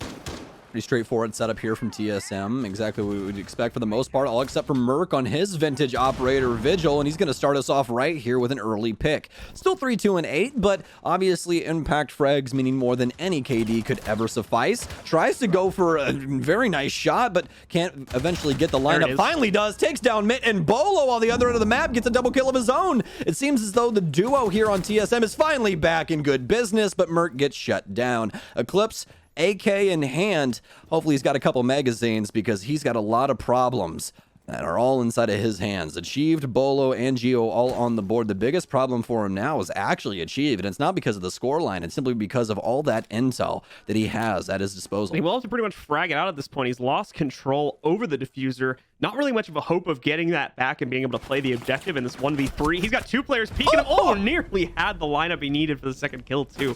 But only going to be able to line up that first one there before Geo also swings and gets the immediate trade. Good defense by TSM. They're still hanging on here, still crawling back against DarkZero, and it seems like it's all but an inevitability at this point that we would go to OT. However, we still have 2 rounds left to decide that. Apologies on that ad lib. I just haven't seen LAN registration for a while, so when people hit crazy shots all the time, I'm just like, oh my. Nice. I wish, I wish my internet was this good. Like, oh man, some beautiful, beautiful stuff by all of these players today. And so far, though, TSM finally able to shut some things down on Consulate defense. They're staying neck and neck with DarkZero. The adjustments are coming through, and it really seems as though they're messing with that pacing. DarkZero are getting thrown off, but they still have a lot of opportunity here. And I really am chalking this up to mostly what they've been able to do with Eclipse and that Nomad just threatening the roam game of TSM, because they haven't been nearly as successful as our other aggressive teams playing into DarkZero with Nomad now on the field. So I think that DarkZero just feels a little bit more comfortable here, as well as they've just been winning a lot more of their gunfights, to be completely honest with you. I mean, looking over at the right side of our screen here, Achieved 1-1 and 10. That's not something that we see happen very often for this guy. Achieved is somebody that's usually inside of the double digits or has some high impact rounds, and right now he's practically an airsoft gun. All right, guys, so another round, another attack for DarkZero, another defense for TSM here. And unfortunately for TSM, another upstairs roam needs to come into the picture as well. These have just not been working out, generally speaking, for TSM, but they cannot avoid them because of the sites that they're playing onto. So constantly need to keep setting these up and hoping that they can finally turn around some of these, more than anything, the early duels and the early setups that DarkZero's been lining up to just clothesline these TSM players when they're forced out of position. They've been unable to avoid that fate largely throughout the entire half here. So we'll see if this round's going to be any different.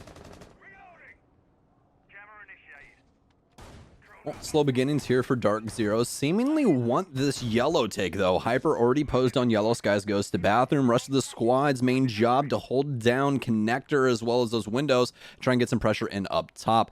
Mainly droning right now for DZ, though, and so early on in the round, they can obviously make quite a few adjustments. Although for the DarkZero lineup, they have Yana here, and we haven't talked too much about her today, but we haven't seen her be too effective either. Not too much use with that hologram, no real intel gathering either. We've seen him get a frag with that G36C, but that's really about it. I'd like to see Mint step up just a little bit more in that intel department, but it does get difficult on this map simply because of, again, those window repels. You can't exactly have a hologram hop in a window when you're, repelled 10 feet in the air.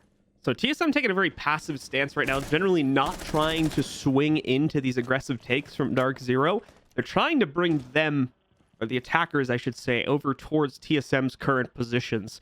And that's the difficult part, is I'm pretty sure DarkZero is aware of that. They're generally not biting into that. And a couple little peaks we've seen here haven't really led to a whole lot. So Sky's had enough of this game. He's going to just start working on the reconstruction anyways. He's onto the shotgun here to quickly open up some holes that go down into piano where the site is located. Now, beyond this, though, what DarkZero is going to look to accomplish is still very much up in the air. They actually have every position they need to attack the site, but they didn't finish clearing out the upstairs, and they've grown a bit ignorant of it. So Bolo's going to be able to roll in here, and between him and Achieved, they'll pick up 3 different kills. Achieved having to swing up the steps to get his. And we'll start to see the counter come in, but it lasts very, very short period of time as Bolo immediately takes out Houghton, gets his 3rd on the round, and brings everything down to Mitt, who's now trapped behind a Banshee with no way forward, as it would seem. Somebody's going to need to get Bolo Come a on. bigger bag because he's putting them all in it right now. This is insanity. Mint, the last one alive, does have a frag grenade for some assistance, but no. probably not going to work out. Achieve makes a quick phone call and sends some very explosive business DarkZero's way. Ends up claiming that round, though. TSM looking quite strong, but it's mostly been the Bolo show, I will say that. Although TSM, that last round, fantastic pinch, and that's what I want to talk about. Although the mechanical skill of Bolo is so great, and we can just talk about Bolo, Bolo, Bolo all day, that's not necessarily what we need to do. Timeout coming in, more than likely DarkZero's. We'll get that confirmed here in just a second. Well, there it is right there, DarkZero's timeout. But what I wanted to talk about was TSM's retake of the top floor. DarkZero try and go for a low maintenance execute inside of console. They want to try and plant piano. Well, TSM set up for not only the retake up yellow, but they already have Bolo inside of soda. That's the vending machines at the end of long desk, and as well as some pressure from up the admin staircase as well. Their entire plan initially was just to retake when they got case control inside of piano. Right when that plant starts going down, just rush from yellow and everywhere else, and they probably aren't going to have enough angles to shut you down. But they were able to do it a lot earlier on simply because Bolo got those picks. You apply all that pressure upstairs, way too many crosses for anyone to worry about, and as long as Bolo is able to consistently win those, engagements in those 1vx scenarios, it's going to be hard to stop him. And just to remind all of you, this man is doing this with an MP5K with a 1.5 times scope on it. This is not a gun that just kills people. This is a gun that you have to shoot someone in the head, and he's doing it time and time again and making it look damn easy while doing it. Pause time is up, so we will go back into the match here now. The basement defense is going to be up next for TSM as on a bit more of a run here, not only tying it up, but now taking the lead away from DarkZero. And they've done it on a very, very dangerous round. 6-5. We're going into the final round of regulation here. DarkZero now has to win this next round. Otherwise, the map will go to TSM, and they will steal their opponent's map pick right out of their hands. DarkZero needs to trade out the last two here in order to trigger OT and re-enable their chances to win out on the opening map. Important thing to note, though, only the opening map. So we still have potentially maps number 2 and 3 where DarkZero could round a comeback if this map wasn't meant to be, but they're only one round away from the OT. Definitely not going to be giving up the fight, that's for sure. Let's see if they'll bring what's needed. Get control of the basement and win things out in order to trigger that OT.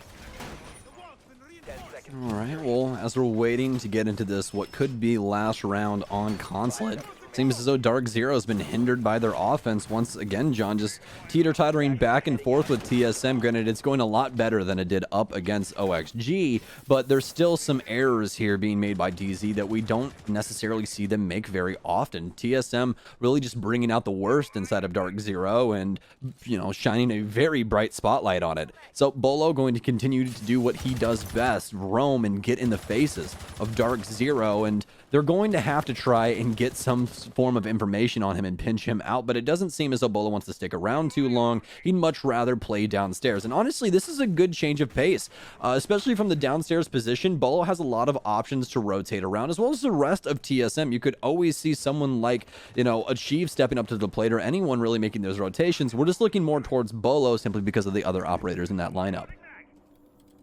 As time begins to tick down here, some of those initial DZ drones are going to work their way over towards Achieve's position.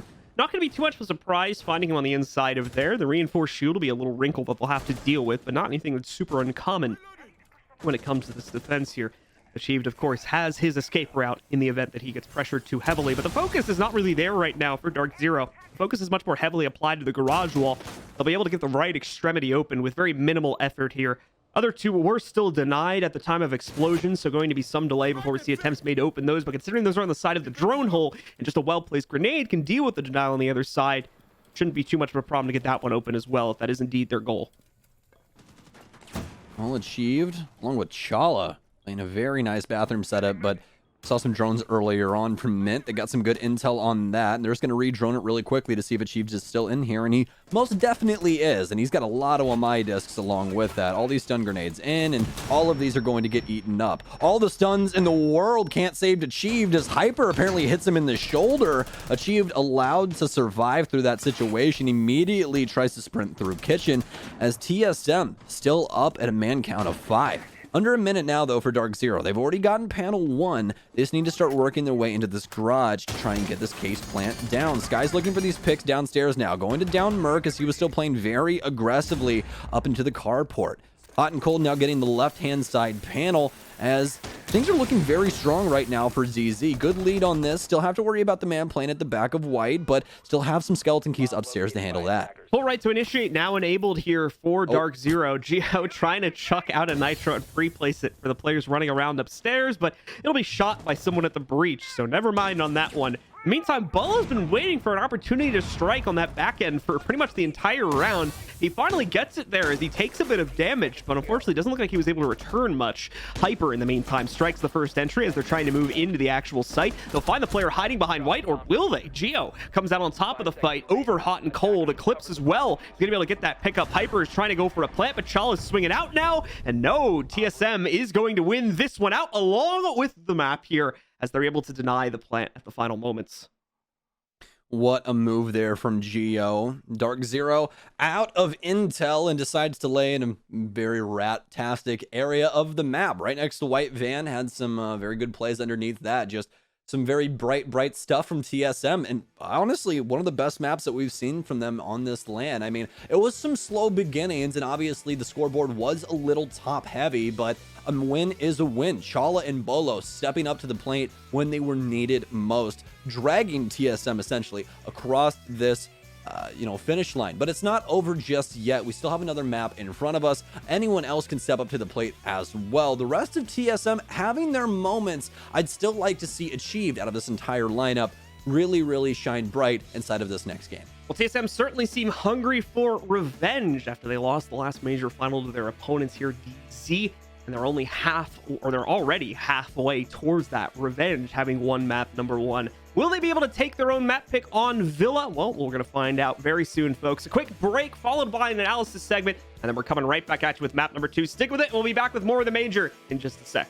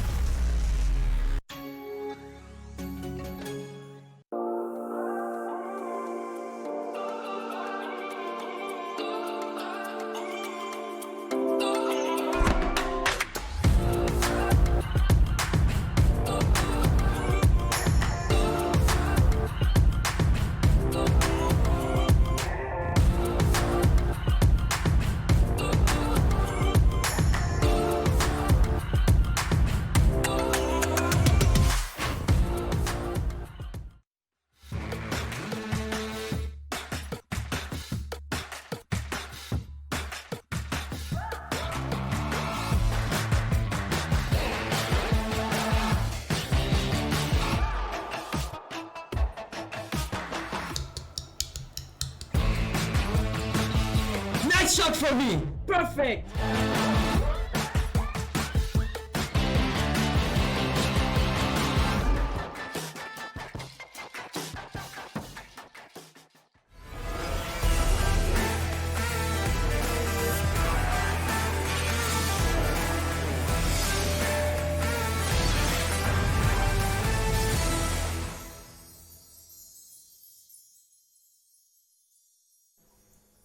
Welcome back to the team that the analysts didn't have a chance. They took map 1. TSM pulled off one heck of a game. They were able to secure the victory over DarkZero. So fellas, this means they have one more map to go. How do y'all feel about that? Well, the way that this one shaped out, I liked a lot, and means TSM probably have found their footing again. North America usually has a habit of being, rather streaky, we like to call it. It's when one team wins a lot of rounds on one half, and then when you switch to the other half, it's either, they win again, or the other team starts doing good on the same half. In this case, that wasn't it at all. It was back and forth, near round for round, over and over again. Teams were only within about 1 to 2 rounds away from one another at any point in time, and TSM, it's almost like at the very, very end, someone had to win. They just claim it by 2. Well, looking at the way Shaw was playing right there, Jesse, he didn't want to lose at all, man. No, nobody on TSM did, and it's night and day. I think the differences between their last matchup and this one, they're playing a whole lot better, and that's great to see. Some of their attacks were still a little bit shaky, perhaps, and some things that they can still iron out. But overall, you know, I think they definitely improved quite a bit compared to the last map. Their defenses in particular, of course, were on point. Had a lot of great rounds, and we're seeing just the tail end of them here. This was round number 12. Fantastic from TSM. They're clearly quite hyped the fact that they've won this map. I mean, this team, they're looking complete at the moment. Gio's play in Garage was fantastic. We saw Chalice clutch earlier on, and it just seems like they're getting closer and closer to being exactly where they need to be. But take a look at the post-map stats. Jacob, what's the first thing that comes to mind, man? Well, Hyper not being at the top of DarkZero isn't necessarily the worst thing in the world, but he didn't have as much impact as he did over the course of the previous days, so I thought it was a little bit less than we've come to expect from him. But on the flip side of that, TSM, Bolo can do no wrong. I don't care what map you put him on. I don't care what team you put him against. The man... We've known him as a human highlight reel even before he was in tier 1 competition, and he continues the trend. 15 and 8, and I'm trying to remember if it was what, round 3 or 4, he flicks around, kills all across the board in a 4K to help defend his teammate while they're going for a diffuser plant. It's really a wonderful sight to see. And Jesse, I have to ask you, Merc and Achieved are at the bottom for TSM. Pretty much an ugly game for their standards, right? What's gonna happen when they start hitting shots and join the rest of their teammates? I mean, we saw Merc, you know, pop off yesterday. We know that he's got it in him. If we can get that back on, especially with Bolo and Shala online, TSM are going to look very scary. I think it's Achieved that I'm most worried about, just due to the fact that he also had a really quiet day yesterday, and I do still think that it's a lot to do with the fact that now we're on LAN, the game's kind of different. Achieved just hasn't been winning that many 1v1s. He's getting some kills sometimes with positioning, you know, his sledge and grenades are still on point, but it's winning those 1v1 engagements that it seems like a lot of people are you know, improving with on LAN, but Achieved just hasn't. I'm sorry, I had to turn on my light for just a second. It was kind of dark in here. But Jesse, you thought a lot about DZ's roam clear. You thought about what they did wrong and what they did right. And, you know, we saw Bolo have his moments here and there, but they did their best to try to contain them. Yeah, definitely. I thought the roaming game improved for TSM, you know, as that second half went on. At the very first round that TSM were on defense, round number 7, we saw a lot of window play from DarkZero. They got a lot of kills that way. Their roam clear continued to find success, and then a couple of times DarkZero tried some other things. When they couldn't get kills through the windows anymore, they had to start entering the building. They found a little bit more struggles there. They went for a rush during one round, and it was a Archives Teller's hold. They rushed in through the front door, and Merc was just chilling up in Projector, and he saw them like right on in, so he called that to the rest of his team. I'm glad that the roamers on TSM were able to identify those types of things, make those calls, even if they're not getting the kills. And, you know, sometimes players like Bolo were definitely getting their kills.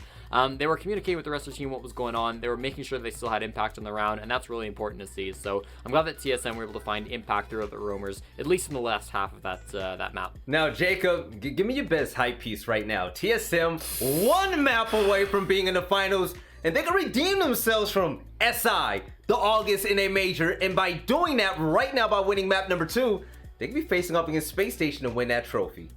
For Team Solo Mid, this is not the first time that they've had to go through a lower bracket with the hopes of making it to a grand final. This, believe it or not, is a little bit of deja vu all the way from SI 2020. Remember who it was in that lower bracket game before they went to the grand final? It was TSM against Ninjas in Pajamas. That was a long time ago, and it's not the first time that TSM have been on the cusp of making it to a grand final either. They did that in August. This is not new territory for them, but again, if they're showing that they can do this against DarkZero, a team we know for being methodical, being very strat heavy, I don't know what happened against SSG earlier. That might just be an example of SSG being kryptonite, but TSM absolutely can do this after that performance. Look at how dejected the members of DarkZero seem to be after that loss. It might just be that they're taking a second to listen to BC, they're trying to figure out what's going on, but DarkZero have not had a lot of hype moments looking at those bullpen cams just throughout the weekend, whereas TSM, just off the back end of that win, have to be feeling really good right now. Now, Jesse, looking at what we saw with DarkZero, right? They were a strat heavy team, super methodical, right? Some of the brightest brains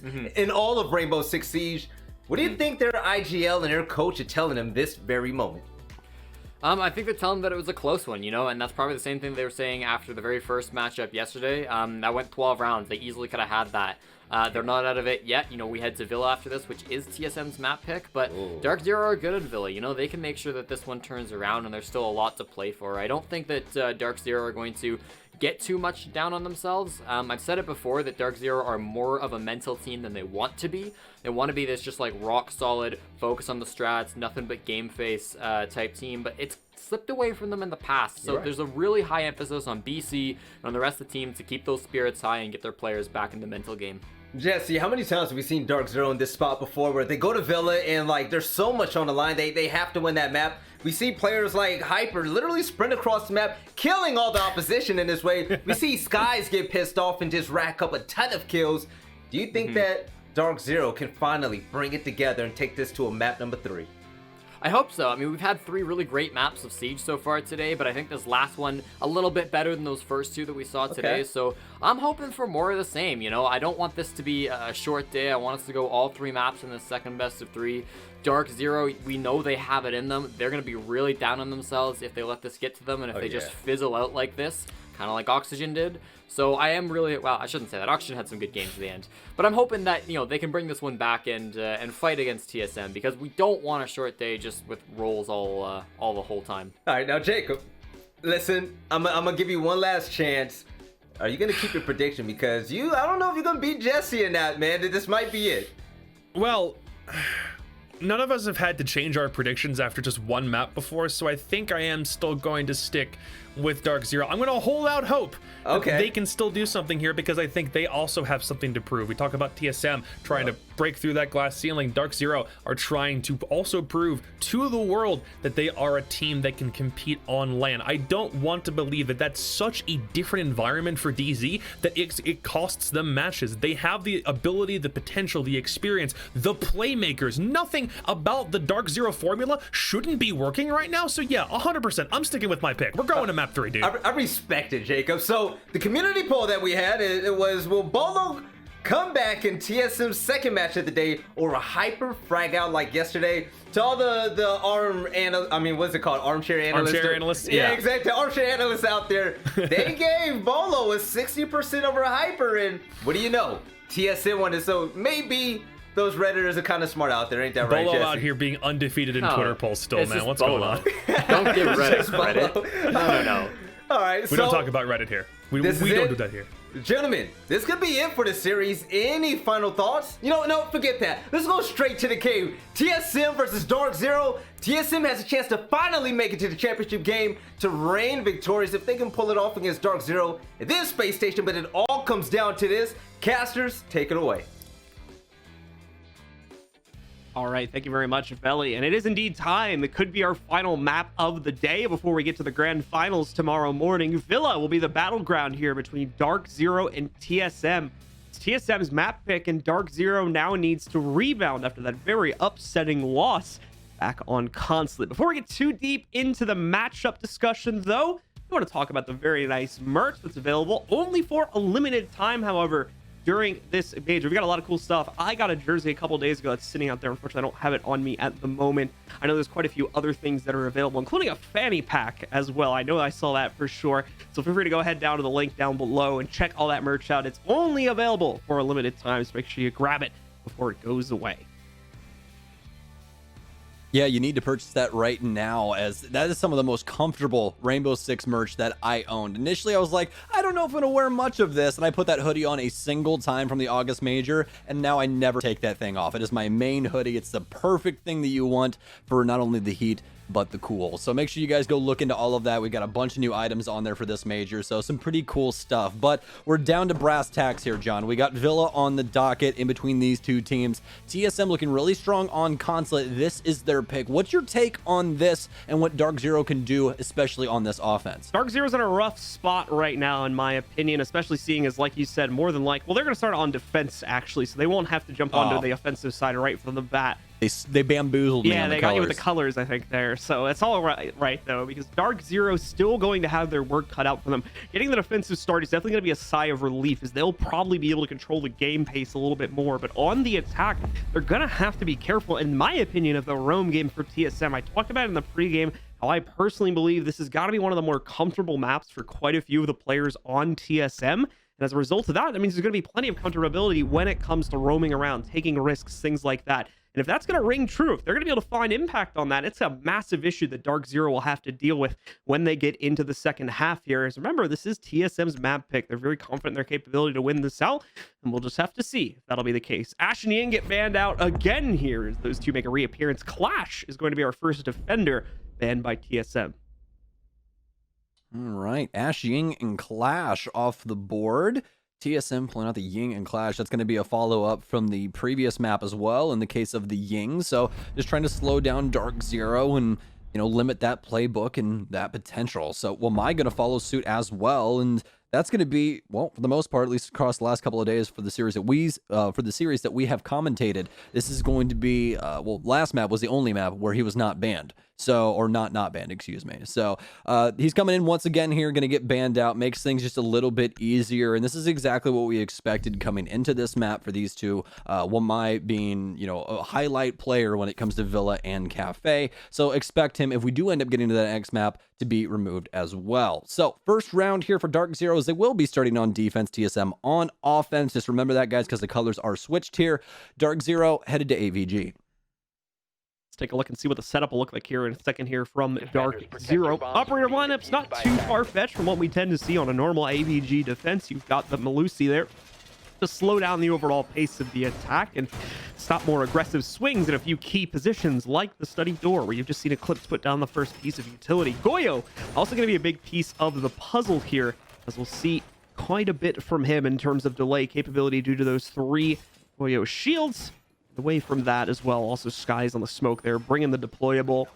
No Wamai being brought in. I don't believe Wamai was banned, correct? Wamai was indeed banned. Yeah. Oh, he was banned. Okay, so never mind. So obviously we're not seeing him for that reason. I just misremembered the defensive bans. My bad. So that means they're going to have to look for another option to do this top main stairs setup, and it will be looking like Mint and Skies playing that one more than likely. Hyper probably having a piece of the action there too, if the need should arise.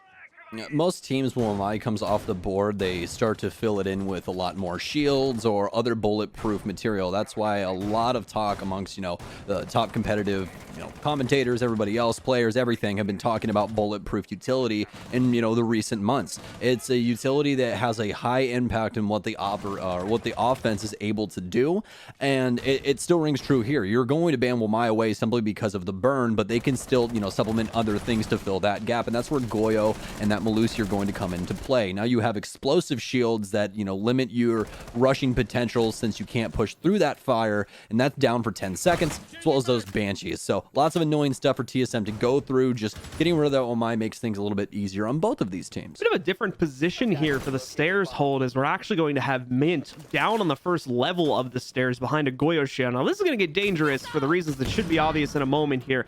Flash is being dumped in here. He knows he's in trouble, and he's going to start to back away, but no actual damage taken. Just going to crawl his way up those stairs here as he waits.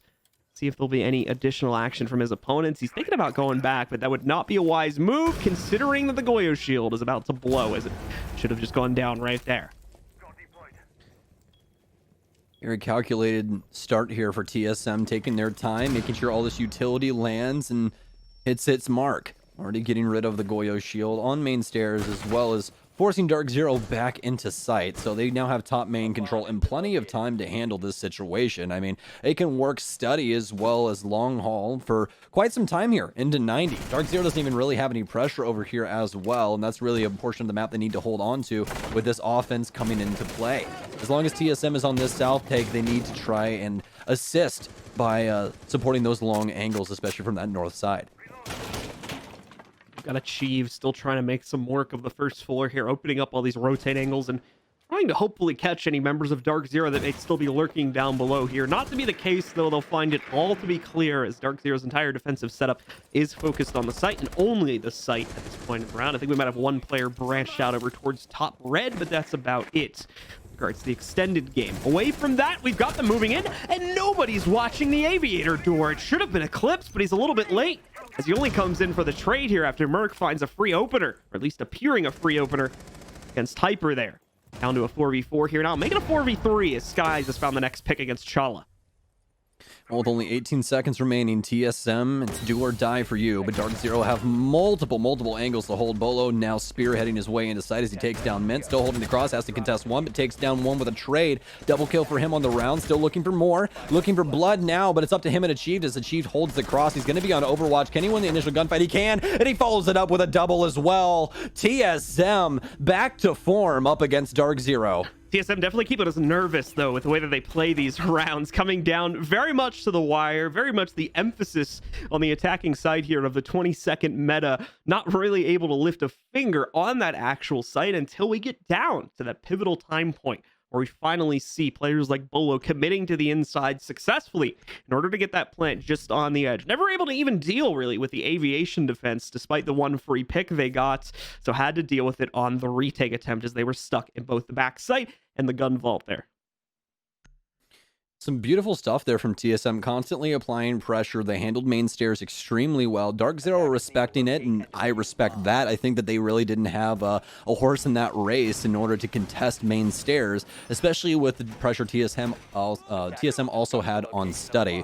So with that being said, DarkZero back all the way up, try to play into their crosses by holding 90, but really what was, the straw that broke the camel's back was the simple fact that Merc got to just walk into Study. Well, not simply walk into Study, but walk into Plains, gets a free frag onto DarkZero. They start refragging, but that's already, a man down inside of those crossfires that DarkZero needed to desperately hold. They didn't have very many, off-site areas to hold. They were really only dedicated to the top of red as well as 90, so they weren't stretched too thin. It was simply just that big impact frag coming through for TSM, and they were able to snowball it through down to that 2v2.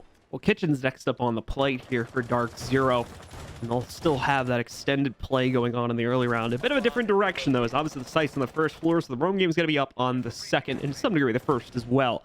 Houghton will hold that extended play on the inside of the living room, fending off any of the aggressive takes towards Astro and potentially the back front door into library, or even, of course, the mudroom push as well. He's responsible for a lot, but as are the upstairs players. They're going to have to fend off what is currently a 3 or 4 man push, or at least a 3 or 4 man intel grab towards the inside of the second floor, just above the site. Will it be successful or not? Well, we're going to find out very, very soon, as Merc has started to move his way in. And like we've been talking about, there was initially a roam game here from DarkZero, but it seems to have all but pulled back. You've got Mint on red.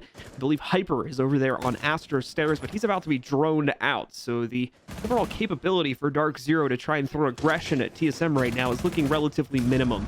A good start, though, will be found from them regardless, as Eclipse gets a great Nitro cell up above onto Merc to take him out.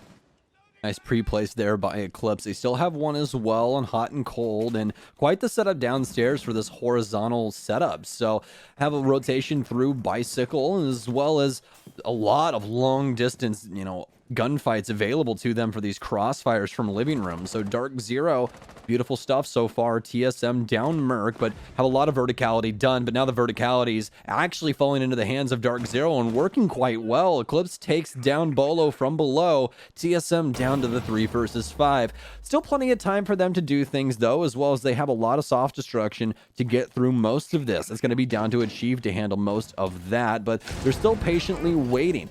Right now, though, Chala inside of Laundry looking for a kill, but he's being contested by Skies inside of Kitchen. He's got a shield to assist him as well, and that could be some major problems for TSM. A lot of very hard to contest gunfights, but it's going to be Eclipse who gets aggressive with the M590. TSM can't hold the crosses, but Geo finally fires back, takes down Eclipse. DarkZero still in the lead 4-2.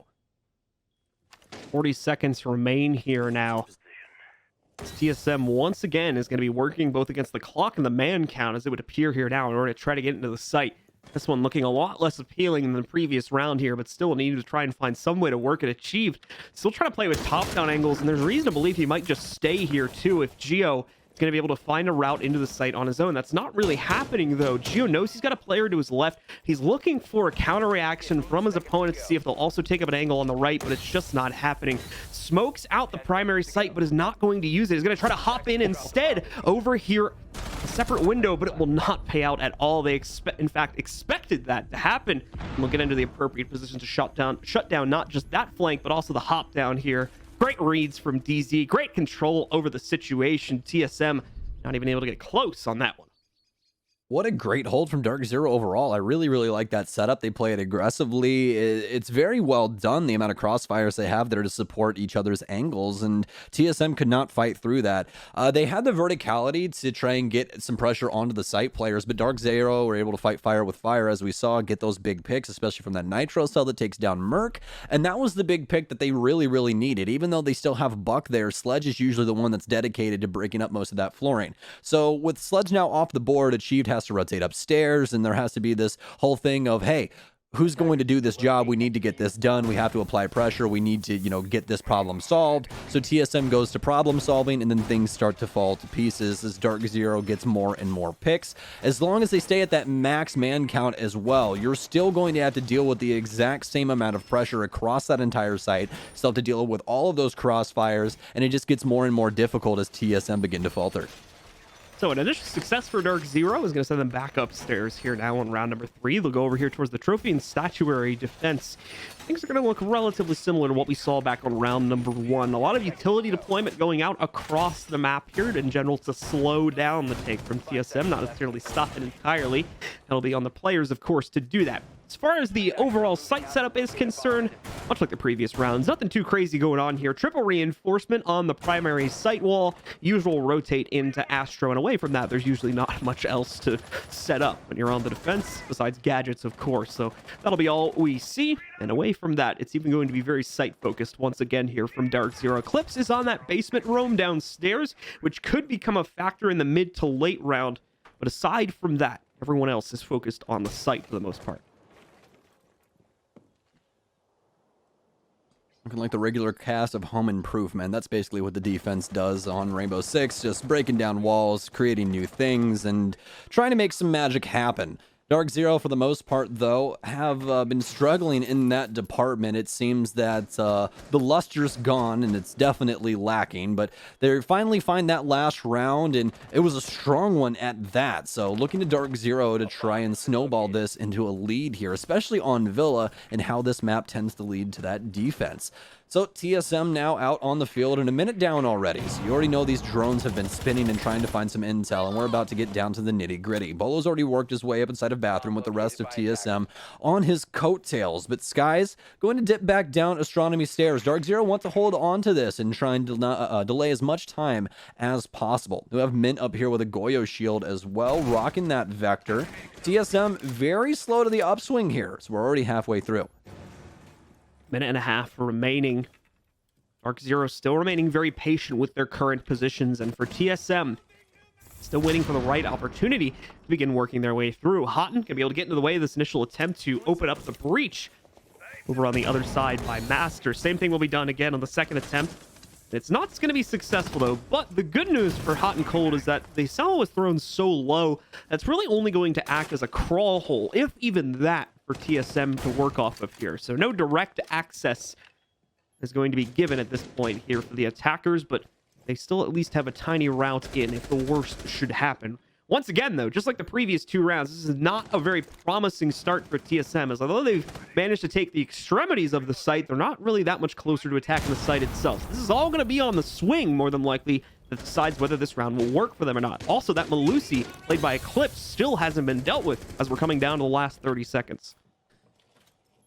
Yeah, lots of problems right now, and not very many explosives to be able to handle this. Still have EMPs on deck for Chala, as well as Bolo in hand with some impacts as well, but as John was saying, it's all on this door swing and how this goes, but it's actually achieved to start us off from down low. That buck works out well. Sky's going to drop and start to contest, and it's going to work out twice. Hammer in hand, doesn't even matter. Sky's wants that for himself as well, and an SMG-11 to go. Geometrics, you complete the combo chicken meal, my friend. DarkZero walking away with round 3 off the back of some fantastic work from Skies. The hatch drop M590 hero play from Skies right there. He knew his opponents were pretty much braced and probably trained on singular angles, and that's probably the last thing you expect in that situation, is a shotgun to come barreling down the hatch, trying to wrap on those players. Great read again from the DarkZero side of things, capitalizing on what was going to be an explosive execute at any moment. That's been the strategy for the most part for TSM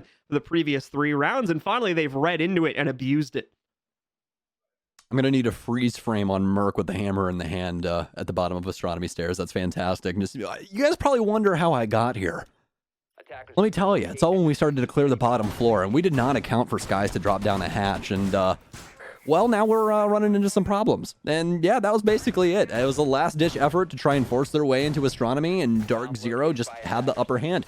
TSM was playing checkers, DarkZero was playing chess, and they made the play at the proper time. That was simply it. DarkZero did a very good job of delaying time, getting TSM so down on that timer to where they had to try and force their way in there. DarkZero just counters it beautifully. So we're going to head back, or actually, no, we're not. We're actually going down to living room. So this should be fun for DZ. Actually, no, I wrote that down wrong. So the second round was kitchen. Yes, it's going to be living room for the very first time. And this is going to be the full, like, site square. It's not a triangle anymore, John. It's a square. We got 4 sites that we went to for DZ. That doesn't work. That's too many. We'll pick it up with DarkZero. I don't know what to tell you. Either way here for DarkZero, indeed. Going to the 4th and final site, choosing not to go back up to Aviator and Games when you consider the fact that that was probably the most convincing win we had from TSM. Even though it was relatively close, they had great control in the post plant there, something that DarkZero didn't really have the capability to work back against so easily. Despite the closeness of the round, though, they're not feeling their own capability to win it. They're going to keep going all the way around the circle of sites that are available here. And we'll end up still with some Aviator control needing to be made, specifically over towards the gun vault here for our defenders, as they do need the angle down onto those 2 soft walls right below. There's a couple other ones that'll be presented to Eclipse, who's currently playing on the inside of that room. Now, TSM are very well aware of this position. It's one of the hallmarks of this site defense, so they are working on getting 90 control, as well as general upstairs control, so they can attempt to flush those players out or kill them. Well, while we're on geometry, are they obtuse or acute angles? That's what I really need to know, but, well, more than likely I have to lean towards TSM to figure that one out. DarkZero still on that roam game, committed mostly downstairs. Mint and Hyper deep inside of this basement. Drone spinning up now, but Merc going to be droning down Astronomy Stairs here. Don't know exactly if they're going to get any read on any of these members downstairs, especially with Mint having the backpack here, playing inside of arches.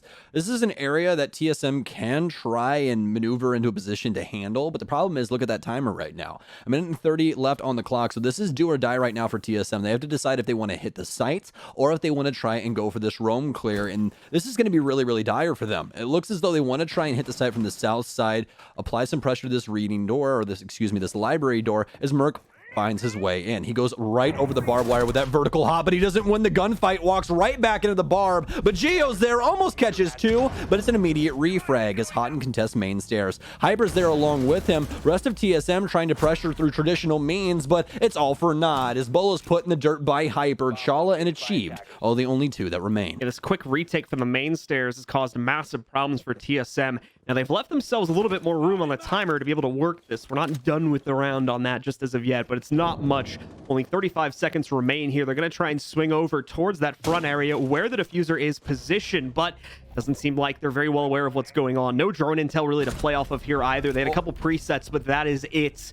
And so will the round end as well. Hyper with the final kill here for DarkZero as they take control of yet another one here. The defensive side starting to look better and better. Team that is clinging on at an 0-1 deficit. And along with that, since DarkZero went through the site square instead of the site triangle, right?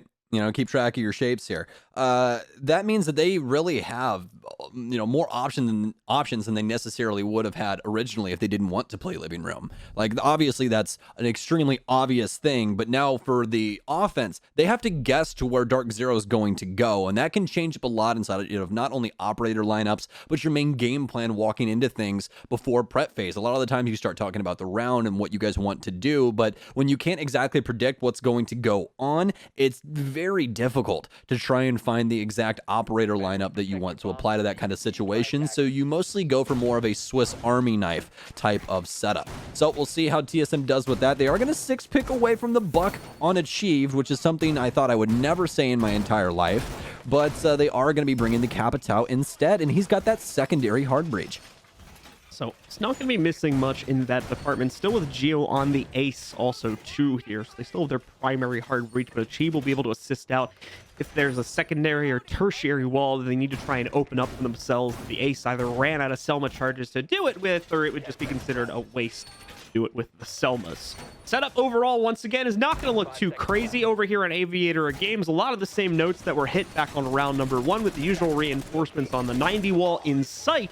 We've got the rotates through the center wall. We actually are going to have the half wall strategy be used on the study wall too that goes over towards gun vault, but that's not too far-fetched from what we've been seeing either.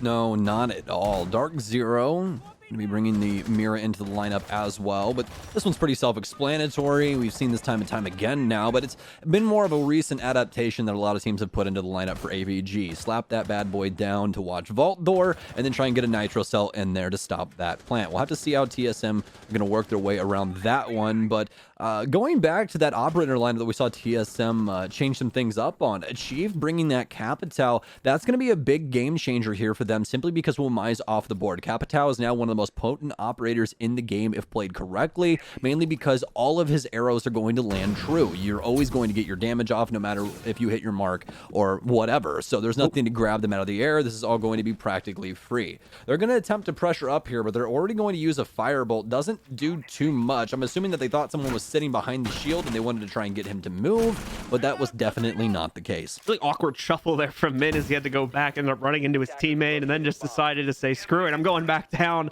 Now holding the position on the second stairs. They're going to throw another EMP out that scares them back once again because they are worried about a frag going towards that Goyo shield.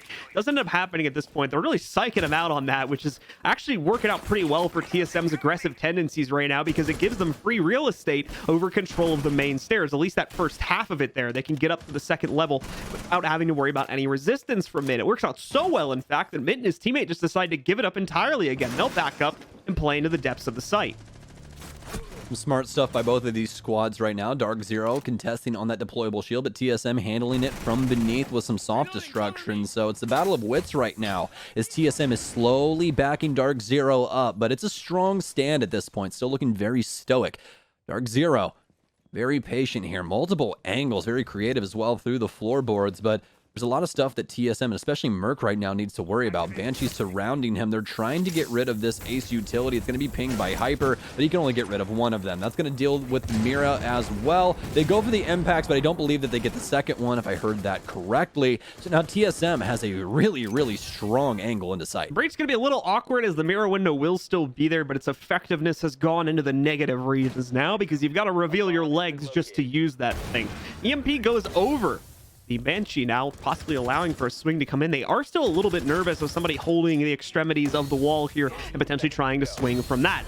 Now we're going to see attackers picking up kills left and right. It's another one of these final last-second executes, but they've got a lot more work to do. However, they are doing it. It's down to a 4v2 here now. Where's the plant attempt? We haven't seen that happen just as yet. It's mass chaos right now as Mint picks up so many kills from the inside of the bar and single-handedly stops the play, allowing DarkZero to pick up the round. Looking like Rambo fighting through that one. That was, the man was fighting World War III right there. Stabs a man, sprints out a bar, and then fries the guy with a case on the way out the door. That was some incredible stuff there from DarkZero. I don't even know what else to say about that. That was just a highlight play in and of itself.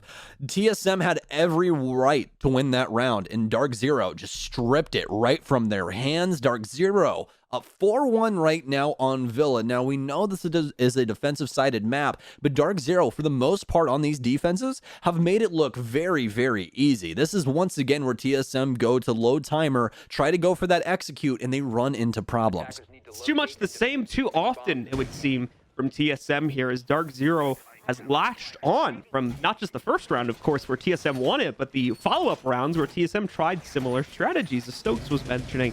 It's become too repetitive, and now DarkZero knew exactly what to expect when they didn't have a lot of on-site aggression approaching that 20-second margin. Yes, it's still very chaotic, and the initial frags are very, very one-sided towards TSM, but if just one player remains elusive enough and can find an impactful enough kill, as we saw in that situation, they can still win out the round in low time, especially because those situations are so chaotic in the comms.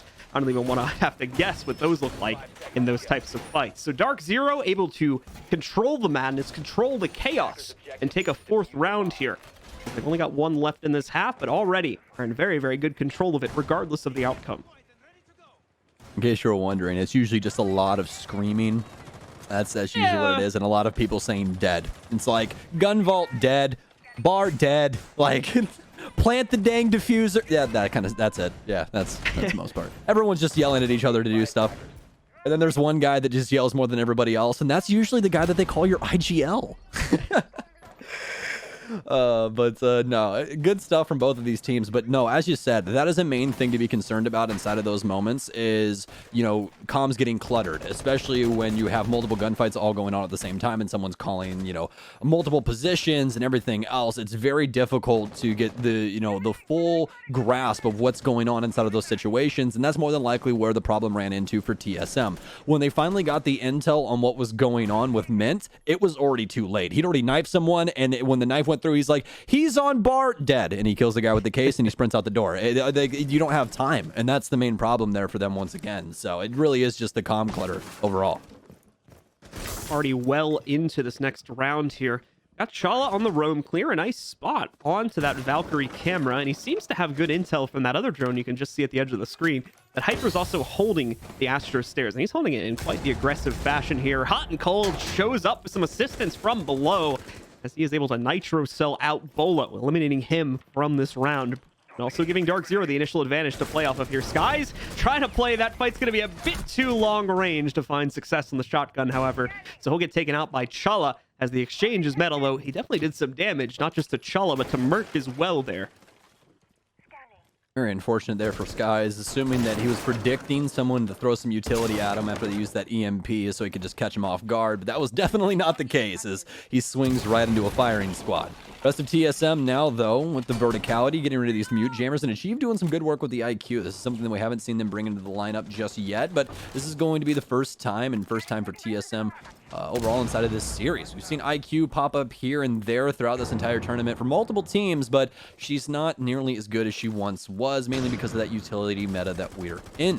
So IQ being brought out now, strong with those breaching charges, and can get rid of a lot of this utility through the floorboards, and that's what they're going to be utilizing. Great pressure here from Chala as he picks up Houghton inside of Pantry. Now TSM have a foothold, but we're back down to the timer. 20 seconds remain here for TSM. Low time again is going to force the aggression out from TSM to try and get their way in. They've got a man advantage built up this time in order to play that, and also important here, Eclipse is nearly out of shotgun ammo, limiting him to the SMG-11. There we go. Final shot's been made as he does catch the player trying to move in from Laundry. I think that's Chala, so that'll bring him down very, very low. No, he's fighting in a different spot. It's Merc, in fact. Do we see the plant go down? No, we do not, as Hyper gets the snipe off onto the planter, who was Geo, at the very last second. So it's a 5-1 half. And a dominant one it is indeed for DarkZero to take control of the opening half here. And now they only need 2 more rounds to close it out on the attack. This has changed up a lot of things here for TSM. Just to bring you guys back to the bans here, you got to remember Ash has been banned out, and obviously that's more of a spot ban towards Merc than it is anything, but Ash inside of this current meta is one of the most influential operators inside of the game with what utility she has at her disposal. And the fact that TSM was not able to clear a lot of this utility through vertical means meant that a lot of the times DZ were allowed to exist in areas which they wouldn't have access to usually. Those breaching rounds extremely effective, especially on this site. When you guys look at the shield setups here, if they slap a couple down, a lot of these are usually handled with Z-pings and then someone with those breaching rounds down low. So that change up, as well as just the playstyle change up overall for TSM not having Merc on that Ash, could be some of the reasons as to why we saw things go so poorly for them on offense. But now they're on defense. This is their map pick. They best know how to play defense up against DZ. They know it's going to be more of a, you know, slow build up throughout the round, but it's going to be clinical. They know what they're up against. They played through that Consulate map. I'm looking to see TSM link some rounds together here. All right, well, setup here for TSM is not looking too crazy. They do actually do the initial reinforcement onto the left side wall there. Back on the extremity of bar. Normally that's where the rotate from main stair is allowed to move, but it seems they've saved the second panel for that instead. Just a slight adjustment there to the normal game plan. Away from that, it may become a possibility that we see the main stair side become a bit irrelevant anyway, but actually never mind on that. I thought we were seeing DZ try to go for a pretty heavy takeover towards Master, but that's not looking like the case as we now take another look at things and we see the usual suspects working their way over towards the study balk and the front door, where still we've got a lot of resistance coming in from our attackers here and from our defenders as well. I would just like to say this before we get too deep here. Thank God we are back on land, because Rainbow Six has been slightly boring without it. I mean, it is so nice to have stuff like this back. Aggressive plays early on, nice picks, great gunplay, great mechanical skill, amazing strats. We're back in business, baby. Sky's looking for a long distance frag grenade, but it's almost like he deals more damage to himself than he does to T'Challa. But I can tell you right now, we have not had anything like the series that we've had on land, specifically this land, on our online series so far inside of North America. It's so nice to be back, seeing these players contest on land where they have that beautiful hit reg and everything else in between. Skies and the rest of DarkZero now, though, halfway through this round, dealing some damage onto site. That early pick onto Merc going to be quite influential, but now it's up to DarkZero, and specifically Hyper, trying to force up Bookshelf. A little under half the round remaining for DarkZero to make their impact. They're off to a good start, so no reason to rush things just as of yet. They've got the advantage built up. They've got some good map control. Not great map control, however, so they still need to try and garner a couple positions here that they don't fully gather for themselves. They haven't fully gathered for themselves, I should say, earlier on in the round here. TSM is equally looking to deny these positions if they can at all stop it. The most prevalent one being Study, where they're still trying to hold a pretty strong control, mainly over here towards the main stairs. But it seems even that's been peeled back. Taking, again, another look at things. Oh no, Achieved! Where are you going? Sky's right up on the side balcony here. Catches Achieved, just going for a jog outside there. And yet another kill goes into the hands of DarkZero. We could see a third in a moment here, too. T'Challa taking some heavy hits, and he's now at sub 25. Apparently he was looking for a run in those Nike free runs. I don't necessarily know what was going on there, but more hell breaks loose across the map as Mint picks up one, but Bolo immediately refrags on a swing at a 90 window. Still worried about someone hopping inside of his wolf, but doesn't have to worry about too much anymore. Gio's the only one on site. Bolo's still picking up the odds and ends off site, though. Contesting red stairs, takes down Mint, and now it's on to timer for DarkZero. Only 10 seconds remain here as they need to force themselves into sight. Case currently on hot and cold. Hyper inside of Planes and Games as well. They try to force their way in. The ult is not powerful enough, though. 1v1, they have the nitro cell, but they don't know where he is. Bolo trying to contest. He sets the nitro off, but the flames are getting to Hyper. Is he going to get through it? He does. He's got 1 HP. This is doable, but he ends up getting down by Bolo. He fights his way through, but does he know Hyper's been down? He pre-fires anyways. That was such a scary situation, as Hyper being the only operator playing Zofia that can res themselves. Things could have got real kooky right there. What a smart play from Bolo, though, in the 1vx scenario. Doesn't know exactly where we're going down or where we're going to see the diffuser go down. So he ends up throwing his nitro cell at the Goyo shield sitting directly above him, as he had a good idea where that was positioned, blows it up, triggers the Goyo shield, and it just barely spreads over to his opponent. It's a little bit too late to actually stop the frag from happening, and more importantly, stop the plant from happening, but it does line up a massive amount of damage onto that opponent, allowing for Bolo to go in and finish out the duel with a single shot. Very well played indeed, and a very nice clutch given the way that that round was going up until that point. Yeah, that was not going their way at all. I mean, DarkZero were really fighting through everything that TSM threw at them, especially with some of the runouts and things like that. You and I both commenting on Achieve being outside and what seemed to be kind of a misinformed play. It seemed as though he wanted to put some pressure onto the 90 window, but was definitely not allowed to exist nearly long enough to actually get into a gunfight. But DZ with the early leads once again and just not able to capitalize on that. And it really seems as though Bolo has been the bane of their existence. I obviously know it's always, when does Bolo play? But right now it really is him that's standing in between DarkZero and this map win. Well, we'll have to see if he's going to be able to keep up that pacing for a while, as there's still a pretty large deficit between TSM and their opponents here in DZ. Well, we'll be 6-picking up from that Maestro, and instead we'll bring the Pulse into the table, so he'll be crawling through the depths of the basement probably for a large majority of this round. Because we're going into dining room and kitchen, though, he will have to be a little bit more active with his play. He'll also be able to help out in the site, of course, getting intel on the second floor clear. And we'll see Pulse probably be the most useful on this site throughout this entire map.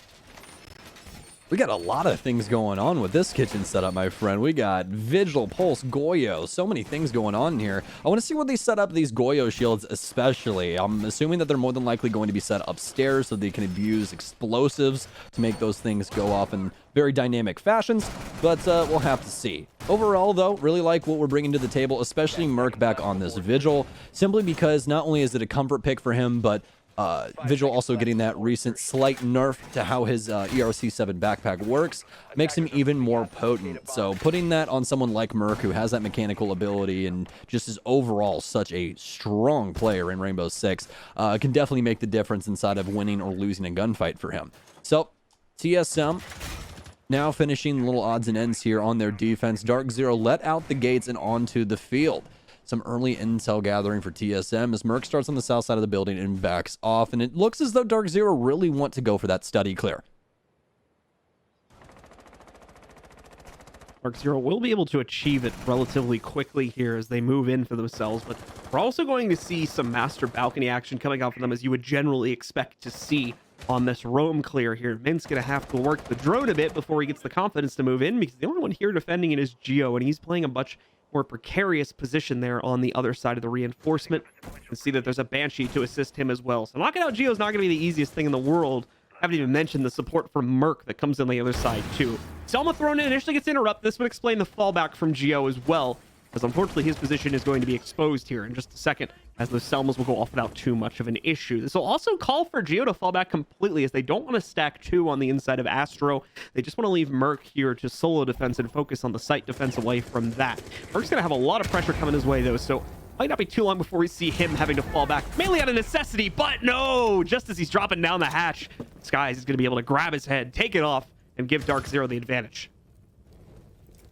Well, with plenty of time left on the board, DarkZero can just take their time. There's not too much for them to really worry about. They have to worry about the verticality, but Chala's going to botch some shots. Skies continues to exist upstairs, but has to worry about a lot of explosives in sight. And now the problem is they practically have the laser painter that is Bolo. He'll mark all these targets, make sure that these nitro cells have a very good chance of hitting those marks, getting these kills, and making it much more difficult for DarkZero to try and work their way into sight. But DarkZero with a great roam clear onto Merc, now have that full top pressure. This vertical play looking very strong right now. Not able to get any picks, but it's mostly because TSM have rotated off of site, achieved all the way over an art studio right now trying to contest outside, and it's mostly patience as to see how DarkZero want to eventually execute this.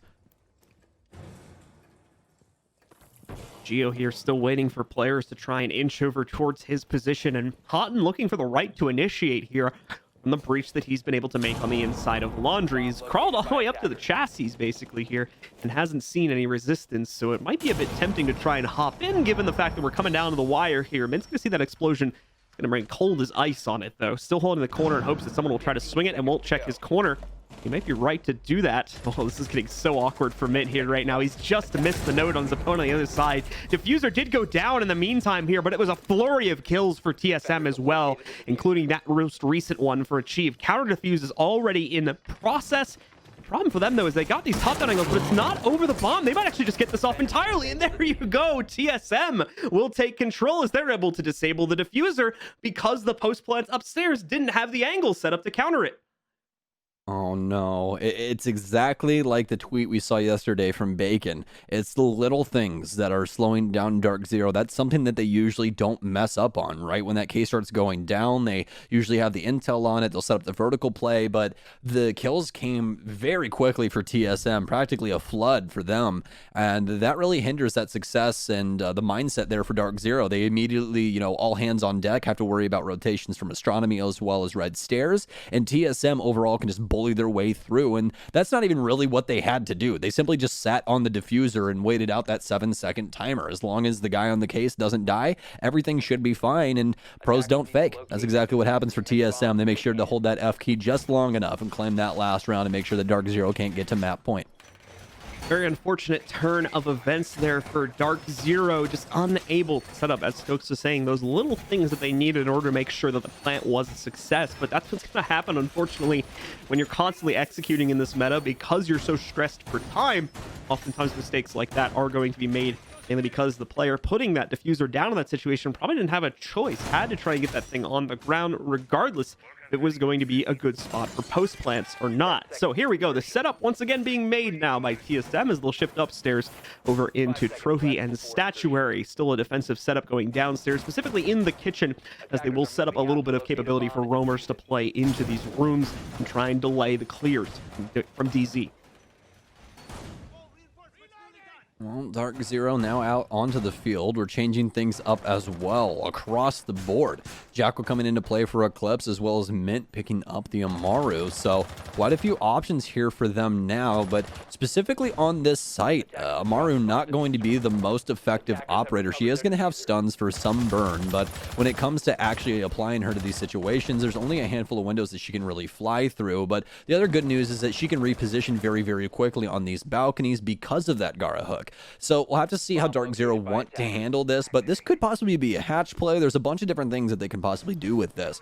So DZ now working their way into Master. Just going to be utilizing Eclipse for some more intel with those Inox tracks, as well as TSM now impact tricking to try and maintain this wall being sealed. And it's actually going to end up working out as well. Chala, both impacts down, and it seems as though, well, Hot and Cold only expending one Selma, so they're actually in pretty good graces. Especially for this early on in the round here. TSM still sitting on good footing. DarkZero trying to take it away from them, though. Hyper, in the meantime, moving himself forward here. Gets walk-in control. Is trying to carve out a little bit of a path here through the breach that's been made below those reinforced walls. Unfortunately, is not able to line up anything on the other side. Not that you would expect much, given what was going on with the silhouettes. Achieved in the meantime. Throwing out one of his impacts once again to cause problems on trying to open this back up. Might have been a little bit premature with regards to trying to interrupt the hard breach. Now we're going to see smokes and gas grenades correspondingly start to plume out on the site as it, it looked like TSM was looking to resist the immediate push from DarkZero, but DarkZero a bit of a fake there, and it does work out, although they have to lose one of their own smokes in the process. DarkZero still pretty slow on the upswing here, but they've made some progress.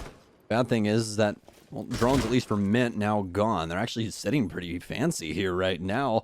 Among the 1%ers right now with this drone economy. Some frag grenades in onto the defense. Not going to deal much damage, even though it lands on Merc's head, but that helmet seems to be pretty hard. Chala does some damage to Hot and Cold, just enough to kill him, as bullet to the head will do that. DarkZero very slow right now in their execution. This is something that we haven't seen from them. Just worried about these rotations, and they damn well should be. Skies has one in his sights, as actually ends up winning the fight up against Achieved there. Achieved seemed to have some form of knowledge up against him, seemingly clairvoyant in that case, but did not end up working out for him. Still the rest of TSM on site, though, locking things down, specifically Chala giving him the business with this Alda. Can he do it 3 times in a row? He can't. Finally shut down, but it's the Eclipse that needs to grab this case control and start planting. Oh no, Skies with the force, and he's able to get it as well on the sledge. DarkZero clean up shop here on Stat and Trophy. It's always the individual plays that seem to make the difference within this series, and once again, Skies putting his right foot forward, able to get those last minute frags. Does it again for DarkZero, and on a very important round as well. We talked about how it was such a dominant opening half from DarkZero, and that still rings true in the scoreline looking at it now. They got 5-1 at the end of round 6, but only just now have been able to put up that 6th round itself. So the next 3 here, they've got the opportunity to close out this map and send us over to Cafe for the final map of the series. But at the same time, TSM has been giving us a very promising defense, so this match may not be over just yet. However, it's still a bit of a marathon that TSM now need to run, and unfortunately for them, they now need to do it in flawless fashion. And that's going to be the big problem, especially looking forward into these next 3 rounds. This round being dedicated to AVG, which if TSM wins that, more than likely going to Kitchen. The big question is now, though, does TSM have a living room defense? I'm assuming they do. There's probably one inside of the playbook. TSM has plenty of staffing. These guys do not slouch on that at all. But are they going to risk it for the biscuit? Will they put it on the line in order to try and keep themselves inside of this? I'd like to see them try and switch some things up, simply because a lot of that previous round was off the back of the success of their site players, and if we don't have the same impact in the next round, things might not be as consistent as TSM is looking into. But we've seen TSM for most of this day have very high impact on multiple rounds through multiple players, so I guess, you know, either way you can really argue it, but For TSM right now, it is indeed do or die. These next 3 rounds have to be perfect as DarkZero back out on the board. Timer will start ticking down here, and DarkZero's time to attack will begin to get lower and lower, but this is the site that they should be the most familiar with when it comes to their attacking patterns. We're going to be going back over here towards Aviator. TSM's got a very roam-heavy defense right now. Geo is the only player on site. Other than that, we've got Achieved holding red, Shala and Merc working as a 2-man team to control main stairs, and their 5th Bolo is way over here, over towards Trophy and Statuary. Now, there's a drone from Hyper, but I think that's on the first floor, so probably didn't spot out Bolo. But either way, Bolo did need to fall back after setting something up or possibly going for an early pick over towards the other side of the map. DZ, in the meantime, here trying to set up some soft destruction for themselves. A frag grenade getting thrown up to the top behind bar, I think, hoping to catch somebody who might have been posted up there, but not to be the case, as I'm sure you guys can see on the other side. DarkZero trying to deal with this main stairs setup. Still plenty of ADSs set up here for TSM to maintain and hold on. A little bit of a different approach to this. Shield being played closer to main stairs, but Merc still going to back off in very similar fashion to what we saw DarkZero do on this AVG hold as well. So maybe some early beginnings here for DZ as they're starting to get map pressure. They'll be able to clear out most of this, and a lot of these teams getting much better at this main stairs clear. This is something that teams have been struggling with in recent history. A lot of people favoring that master clear instead, but DarkZero continues to hit this mark, same as TSM on their offense, but now it's up to TSM to try and slow down DZ. Merc working his way into 90 here. Still have plenty of time for TSM, or excuse me, for DarkZero to try and make something happen, as they're looking through the floor right now to see if they can have any possible impact on this round through those vertical means, but it's more of TSM dealing damage than anything. Mint will learn his lesson on the soft destruction pretty quickly there, as Chala is able to fire some shots right back down through the breach that was just made. We're still going to see pressure from DZ get closer and closer towards the site now, however, as Chala is indeed going to be tested. He sees the hard wall sitting on the extremity of the bar getting broken down here, meaning that his angle is no longer going to be fully secure. They've also got him locked down, so Mint's really trying to chase it down with the skeleton key. They're even peppering the shots through, hoping to connect some damage, but nothing on the Chala. However, still playing Ring Around the Rosie and fragging it out in the process. Takes down Skies, forces back another player, runs out to shut down the Selma and prevent that opening from being made even wider. He's not going to be able to do it on the second time, though, as we do see the swing from Houghton and Chala. Unfortunately, he's out of smoke charges here. However, there is additional assistance that's going to come in from 90. Merc will be able to shut down Houghton as a direct result of that. Eclipse to fall, and Chala finally gets the aggression he needs to swing on Hyper and shut down this round as TSM answer to the match point gain from DarkZero with a flawless defense of their own. They're not giving up just yet. Some fantastic plays there from TSM, just stopping DarkZero, being the obstacle every step of the way instead of that game plan, and disrupt a lot of that process. Fantastic stuff from them, but again, still a long road ahead of them to go. They end up winning that round, but that only gets them to 4. We need 2 rounds still, and they're headed back to Kitchen. So for the most part, they're following that order that we assumed. This Kitchen defense the last time around was quite potent. They got some really good picks early on, but it was mostly DZ that started us off, and TSM was able to fight back. They got that nice pick up onto Merc upstairs through that study clear, but everything started to falter after TSM was able to win some gunfights. We're going to see Amaru come back into the fold here, this time for DZ as well. Mint's going to be picking it up for our attackers, trying to change things up. Now, the Amaru potentially working or not working is going to be a bit different on this map, depending on how Mint wants to use it. There's a lot of window access when it was brought out previously on console, as well as a lot of hatches to play through. So there's plenty of opportunities for the Gar hook to be used, even just the very start of the round and not beyond that, because you can get into certain parts of the building relatively for free, as generally speaking, the defenders are just not going to be expecting something like that. It's still a very rare pick for the most part. However, on this map, it's a bit different. There's going to be a bit more of a gamble if Mint decides to hop right in and take map control at the beginning of the round. 5 seconds remaining.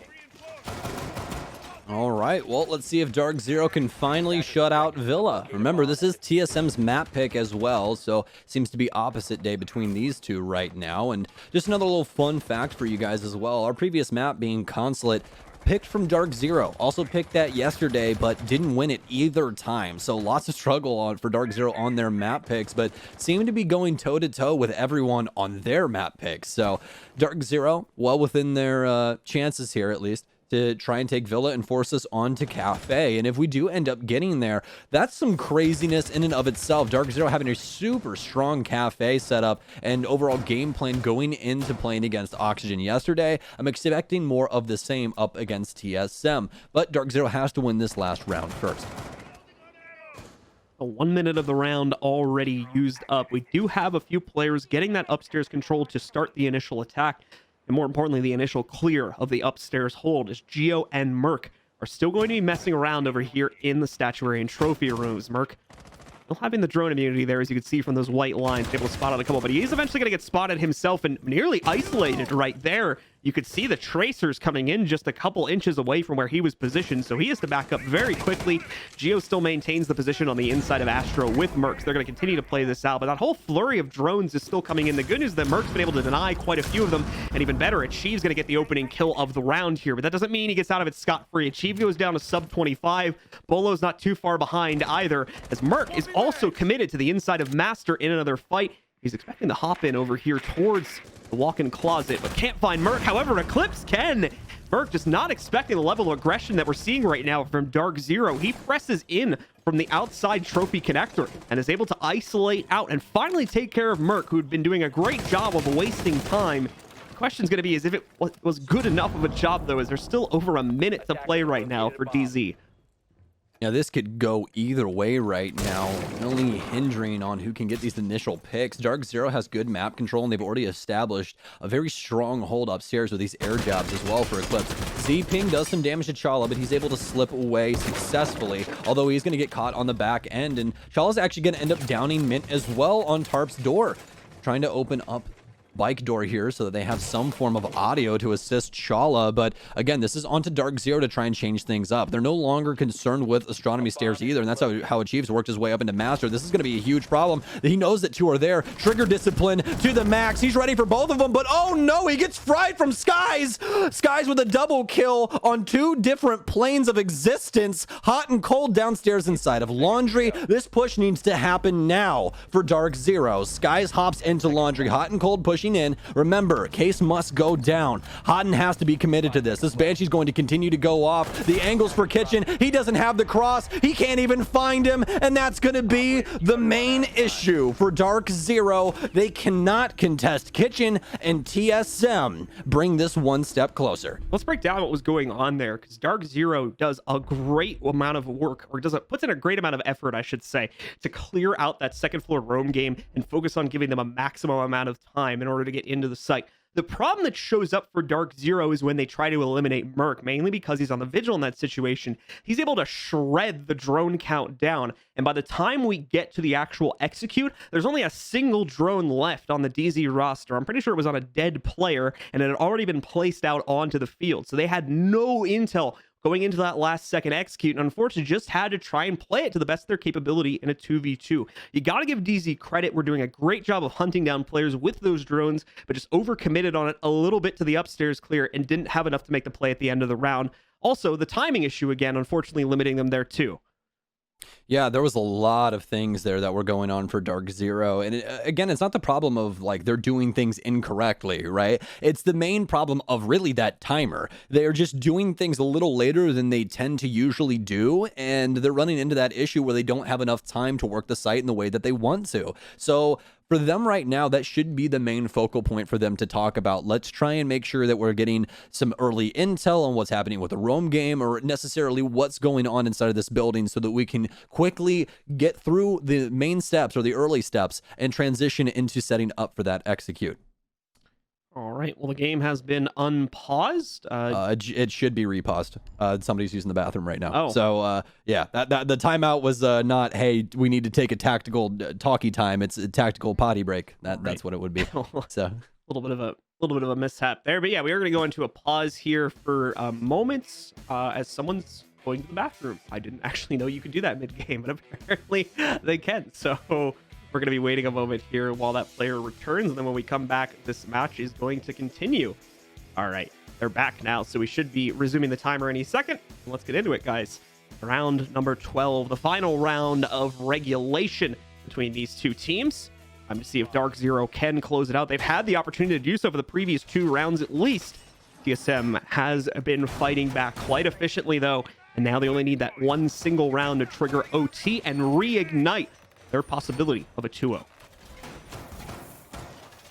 Well, for TSM, it's not the living room defense that I desired. It was back into statuary, which the last time around we saw DZ pick up. That's their only offensive round that they have garnered inside of this so far, and they really had to negotiate for it at that as well. I mean, Chala really putting everyone right in their place when it came down to it. So DarkZero are going to have to bring that into consideration for this attack. Granted, you didn't win the last time, but if Chala or any of these TSM members can have such an impact as they did the previous round here, but in a more dynamic fashion, possibly earlier or something along those lines, this is more than likely going to fall into TSM's favor. DarkZero's attack just not very strong overall on that, and it was mostly just TSM falling over in those initial gunfights over towards that master side. So I have good faith for both of these teams walking into this, especially again with these early engagements. Both of these teams hindering or finding a lot of success inside of these. Those that missed it achieved, working his way over towards Art Studio, had an angle onto potentially two different players from DarkZero,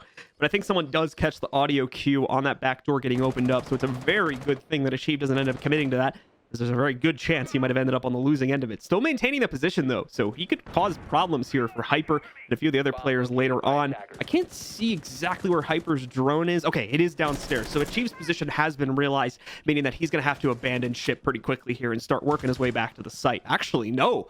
Looks like he's doubling down even further. There was another drone nearby on the first floor. I don't know if it saw him. The one thing it didn't see is it didn't see him falling back. So the players over here on study site probably still know that he's active. Well, they're definitely going to have to worry about him. Have the drone set up now, and the main issue is that they haven't set up many air jabs. Eclipse only down a single one right now, applying the second one as we speak. So seems as though they're mostly focused on that side. That's a very unfortunate one for Eclipse. Is one of them hits the windowsill. Yep. So that one's gonna actually just do nothing. You can't pick them back up. You can't really do anything with them. So Eclipse and all of DarkZero now down. Very important flank watch utility. Skies with the pre-fire onto red, and this has been his map so far. Villa seems to be his home. 16, 3, and 7 at this point. The drone work from DarkZero, like I said at the beginning of the last, or at the end of the last round, it's been really good. There's been quite a few occasions where DarkZero's been able to pin down a player, catch them in an immobile state, and yellow ping them and nearly kill them, such as Chala on the previous round. Chala had some good reactions, though, so he was able to avoid that in that specific circumstance and actually bring some pretty big impact despite being brought down to low HP. But now he might have to make that impact yet again here. He's currently, I believe, the solo trophy hold for his team. He's got some assistance on that camera to watch his other side, but there's also some other players over there working with him, too. All the pressure comes on to him if we're going to see DarkZero swinging a connector, and a lot of the utility is coming out. DarkZero maybe trying to do this execute about 10 seconds prior to when they've been doing it previously. There's still the roam game to worry about, but they're aware of it. Hyper gets the catch on to Achieve, but Bolo finds the initial response onto the execute. That's Eclipse going down. Chala trying to spam into it, but he's also aware of the connector pressure. No one committing to him, and Bolo still with a strong stance. He takes down Houghton, brings us down to the final 10 seconds. The case is down on the ground. They have to try and push to get it. Finally, Chala's dispatched up on the other end of it, but Bolo's still causing problems in the depths of Master. Another pickup from him will close out the round and send us to OT here as TSM clutch out number 12. Oh, he's just nasty. There's no other way to put it. This guy lives and breathes excellence. It's actually insane how strong of a player Bolo can be. DarkZero and TSM going into overtime here on Villa. TSM forcing it from the defensive side. 5-1 split in favor of DarkZero, and TSM are able to put it right back on its head. Some very strong stuff from them overall. The main difference inside of that defensive round for them on, statuary that time was that multiple defenders all stepped up and won those gunfights, but it was mostly onto Bolo, as we saw. So Bolo, with that Vector, beautiful 4K, shutting down the case holder multiple times in a row. So, once again, TSM running things through Bolo and finding success. DarkZero going to be on offense here in overtime, and this is where the rubber hits the road, John. This is going to be a huge issue for them. They have now lost every single side that TSM have played. They have to win an OT offensive round in order to win this map and push us into Cafe, and they've already tried to change things up here. We're going to have Mint back on the shields for the very first time in, well, quite some time. definitely been something we have seen from DarkZero before, but like you said, it's been a very long time. And more specifically, DarkZero has been favoring the blitz plays more than anything else as of late. If we look back into stage 2 and the results there, we'd seen that coming in quite a bit. I think specifically on clubhouse attacks, it would bring that out every once in a while. Not going to be the case here, though. It's the Montaigne being used to change up the situation, and it might just work when you consider the amount of direct angles that TSM has had against the DZ executes. If they can splinter that, putting a lot of focus onto a target which is essentially bulletproof as long as you're shooting him from the front side, that could be the extra difference they need to at least begin their executes, which just seems to be the area where DarkZero are struggling the most on this attacking side right now, is the start of their executes. If they can get it, if they can get an entry and dispatch of one or two of the pivotal positions from TSM, they seem to have the capability to get the rest of the site. But when they're shut down initially, it's a very, very tough ask to get for the rest of their players to try and work their way in. Yeah, and with that shield being brought, like you were talking about, the main difference for DarkZero is going to be their ability to force things. And with Monty in play, although, you know, he does have some counters in play here as well with, you know, a lot of denial in place, he's still going to be just an agent of chaos. That's what Monty is. He can simply stand there and exert pressure. There's nothing else to it. So as long as you have a Monty around you, you have to respect him and also worry about anything else that could be possibly going on. He constantly gets to ping you and feed information back to his team. This is something that DarkZero thrive off of, and we've seen them do it time and time again. They are no stranger to this playstyle. Oh no, Monty coming up the staircase, and this is when things can get dangerous. Mint is going to push forward, but he's backing up into the smoke. Mint is going to possibly die here, but Merc actually ends up killing Hyper. Such a very weird instance here for them as they just simply try to force their way up the staircase. Really don't respect the smoke player at all. Mint at this point in time practically useless because of the damage margin. It's like, this is not okay at all for DarkZero. And he still gets a good amount of damage off onto another player here too. Hotten's low. Eclipse is under 50. Mint's at sub 25, as Stokes has already mentioned. We got that air jet there. It's a little scary as Chala almost accidentally shoots his teammate right in the face. But finally, some return damage is made. The pressure at top main stair is going to be a little bit too hot for TSM to maintain. They've already got the +1. They've already got good damage onto multiple players, although, of course, they don't know that yet. They probably have a good idea considering they've taken these gunfights in direct angles. So they're going to call for the top stairs players to fall back and play into the site here now, which is where Mint can potentially have the most impact. Because like I said, he enables more aggressive swings as he's going to have to draw the aim of quite a few players here. He can also get free intel on peak, which has been another problem here for DZ, is their ability to use drones in late round. Even right now, looking at it here, they've only got 2 drones which can actually be controllable because of Mint just getting shot down. Merc will swing on the hatch drop, takes out Mint right there. We did also see an exchange from DarkZero, though, as they finally took care of Chala. So no more smoke charges, but we're down to those final 15 seconds. Where's the play here from DarkZero? And there it is. Hot and Cold works his way in, is going to get the initial pick achieved, and Bolo respond in kind, though Hotten with the only pressure on the site right now. They need to make it work, but it's just not happening. TSM control the opening round of OT and are now only 1 round away from a repeat grand final at the major. Wow, what a round there from TSM, shutting down everything the DarkZero had. That entire plan just out the window, all based off of main stairs. There was really nothing else that they can do. And that's what we were talking about Monty and that health margin there. At that low of HP, if anybody has impact grenades on the defense, as a shield player, you're dead. There's nothing you can do. You can't contest. There's not a single thing, even with Monty, which as a Monty player, if you guys didn't know this, you take less explosive damage because of the shield being in front of you. But the impact can sometimes still get like those impact shards around you and deal that damage. And that's when that low health margin comes into play. And that wasn't even the half of it. John did a great job of highlighting the HP bars for you guys. And we had 3 people all at the same damn time under 30 HP on the offense. You can't take gunfights how you want to. You can't set up and hold, cross angles how you want to. This is a land build. People that swing, people that hold angles, all mostly on the same timing. So if a single bullet gets fired out of that gun and is accurate, meanwhile, by the way, where this is all professional players, you die. So for DarkZero, that all of a sudden became the most difficult situation for them to win, and they still got it down, on timer at least, but ended up getting cleaned up in that 1 versus 3. Just struggling right now on this offense for DZ.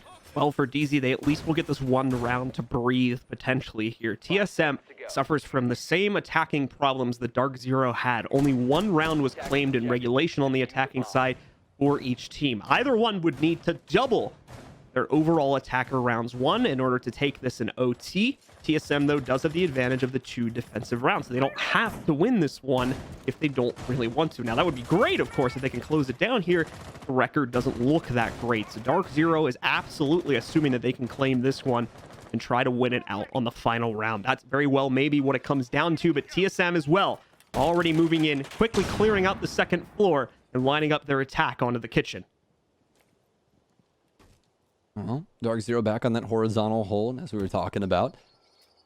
Very difficult for TSM to attack into, as DarkZero could contest every single angle thrown at them the last time, and did a very bang-up job of doing so. So, down to TSM, trying to chop this site up correctly, and that's the big thing. This thing's practically a big pie at the moment. They just have to handle the proper slice at the proper time. Right now, they're working it more like a can opener. Let's pop open this top floor, see if we can get some pressure onto these DarkZero anchors, and if they're able to get an initial pick, that can really highlight what they're going to do throughout this round. Those early picks, especially on a site setup like this, is going to change up a lot of things for DZ. It's going to make it so much more difficult to hold down these sight lines. This is all based off of crossfires. See Hyper just inching his way back up there, waiting for the eventual action to move in there. Merc's going to take a lot of damage, I assume, from a Nitro.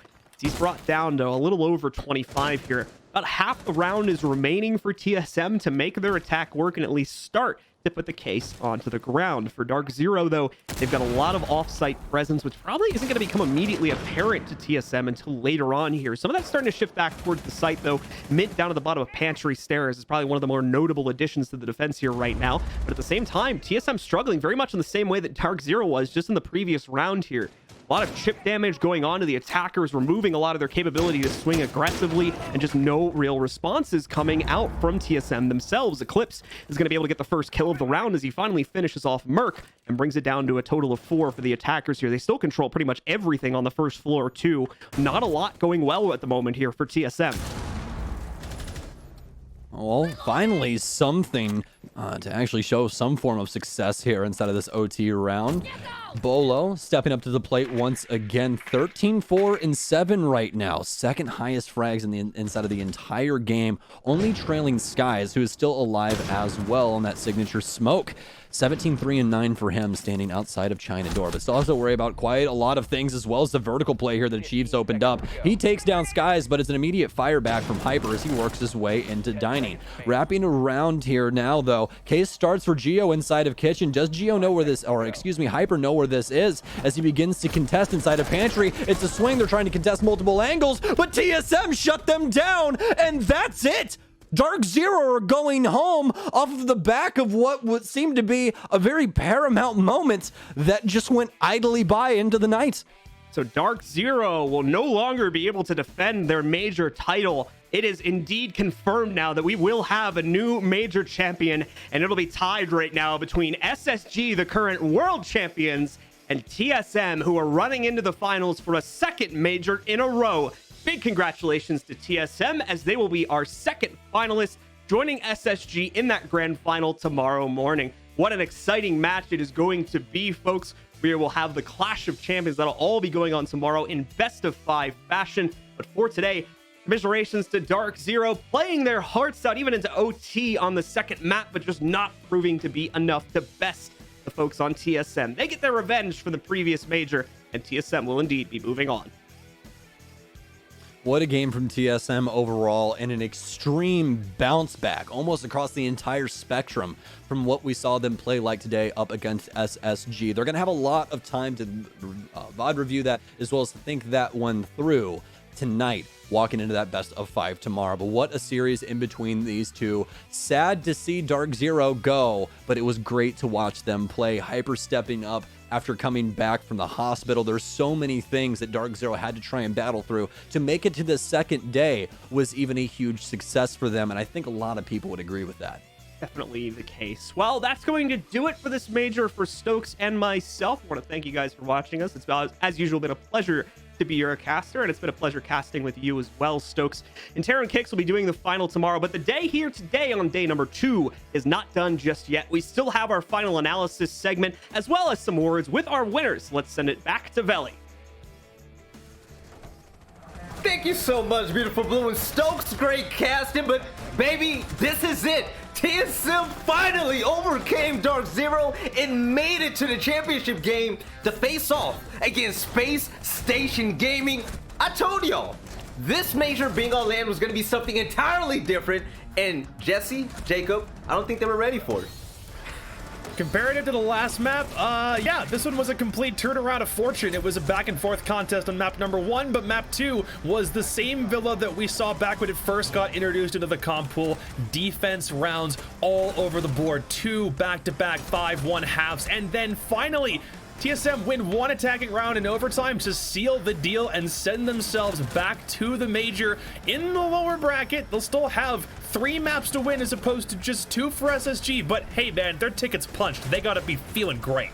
TSM took that first round, and then it was nothing but DarkZero for 5 rounds in a row. Then the half swap happened, and we saw TSM start to gain these rounds again. Bolo started the half with a 4K, but then DarkZero got their 6th point. They pushed it to match point. We had the rest of the second half, and it ended with round 12. Bolo gets a 4K again. They clutch it out. We go to overtime. It's another aviator hold. Mint plays Monty. It goes horribly. And then the final round, Kitchen, they managed to finally get another attacking round.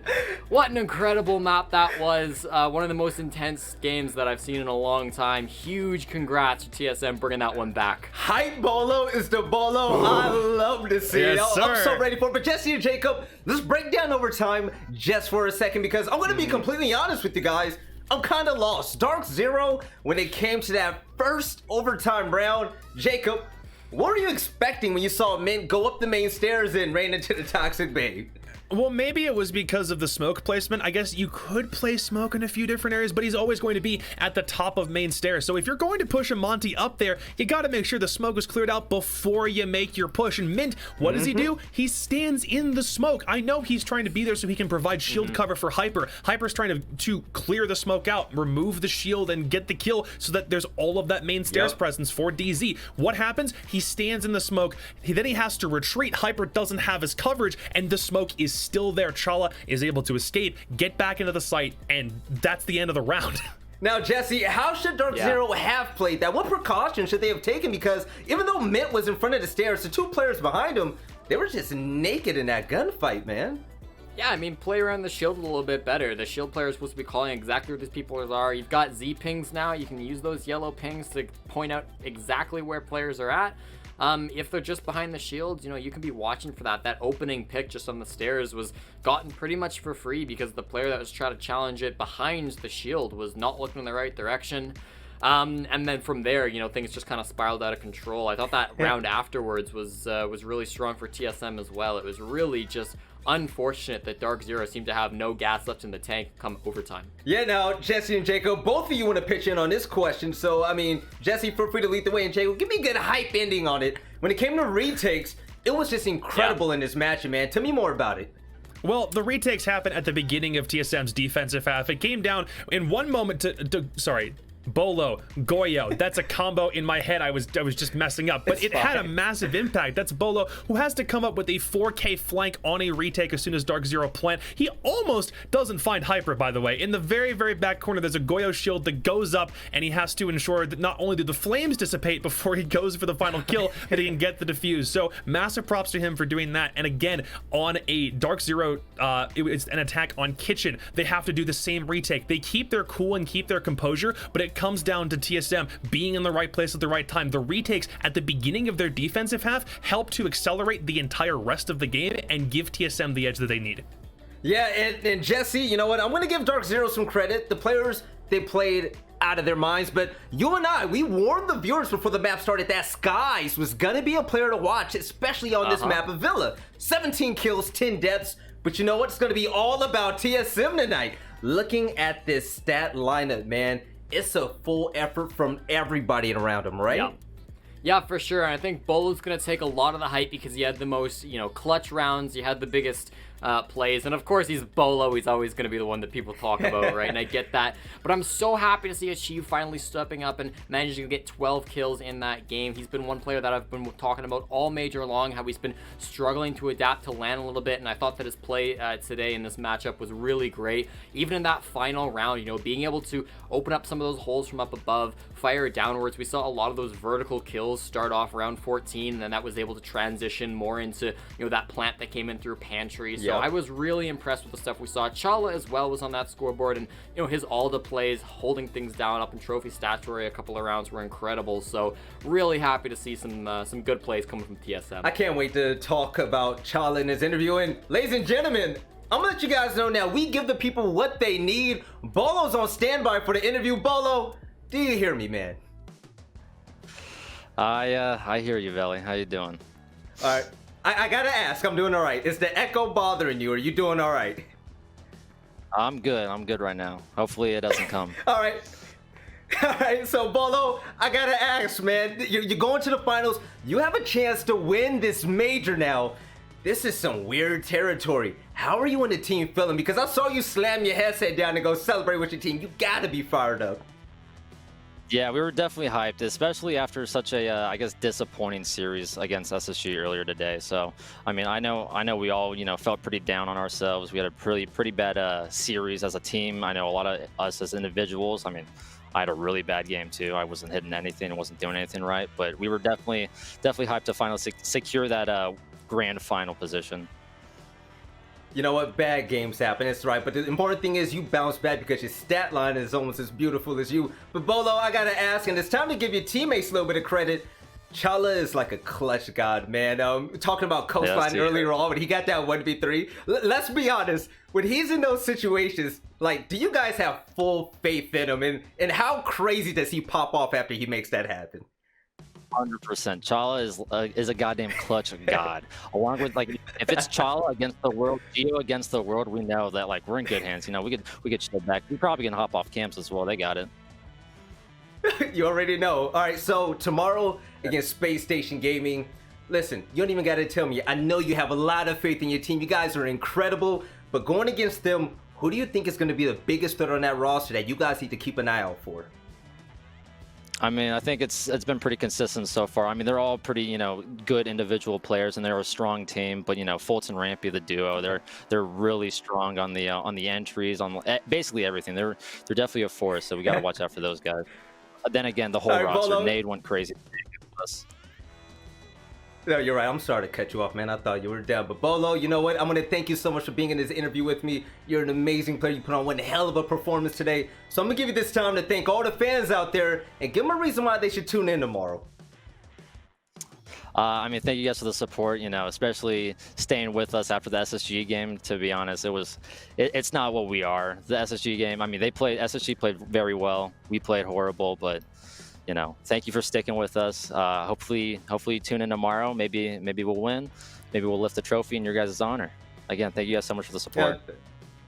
You're so humble. You should have said we're taking that trophy. Bolo, get some rest. You have a great night. I'll see you tomorrow. Okay, man? Good luck. Talk to you tomorrow. I actually think that was the first time I really sat there and said more than 3 words to Bolo. I'm ecstatic right now. Jesse, man, what are your thoughts on that interview? Man, I love his energy. I love that he's hyped. I love the support for his team. You know, he's really feeling it. He said for sure that he'd see you tomorrow. That's only gonna happen if he wins. So, you know, despite the humbleness, I think he's feeling good for those finals. Only time will tell, but I'm hoping that he and the rest of the squad show up for a good game tomorrow. All right, now we have. Oh, sorry. Of course, they're playing a game. They're getting it ready right now. I was gonna throw it to it, but before we get to that, let's just talk about it. Jacob, what was the best play you've seen today, and why do you think it's gonna make the Corsair play of the game? I want to say it's one of two. It's either that Chala ace that we saw on Coastline when he was outside blue window, or it's that Bolo retake on Goyo that I was talking about in the last map. All right, Jesse, you agree with Jacob, or what are you thinking? I'm thinking the Chala ace as well. Aces are pretty safe bets for the play of the day, but I guess we'll find out. I'm hoping it's the ace, because that one got me pretty hyped. All right, yeah. I'm gonna be honest. Even though we've seen great players all around, the Chala play was nice. I can't put my finger on it. I'm gonna be real. The entire weekend, we've seen some amazing plays, but it was the individual kills and Bolo popping off. I'm gonna be honest. Jesse now was laughing at it earlier when they were on Consulate and Bolo peeked in from top yellow and challenged the guy from Skylight. I said, "There's no." Yeah, that is just fun. You know you're elite when you do that, right? Yeah, that was a fun one because Hot and Cold had just gotten a kill the round prior on that exact same angle. So yeah. I'd like to see the adaptation as well. Bolo just saying, not this time. Nuh-uh. All right, so let's see what the Corsair play of the game is. Let's see, put it on your screen, and If it's coastline, it's got to be that ace. oh, Yeah, I'm pretty sure. All right, watch the kill feed. Yes. oh, Yep. one. And you can see them all line up too, like just slowly.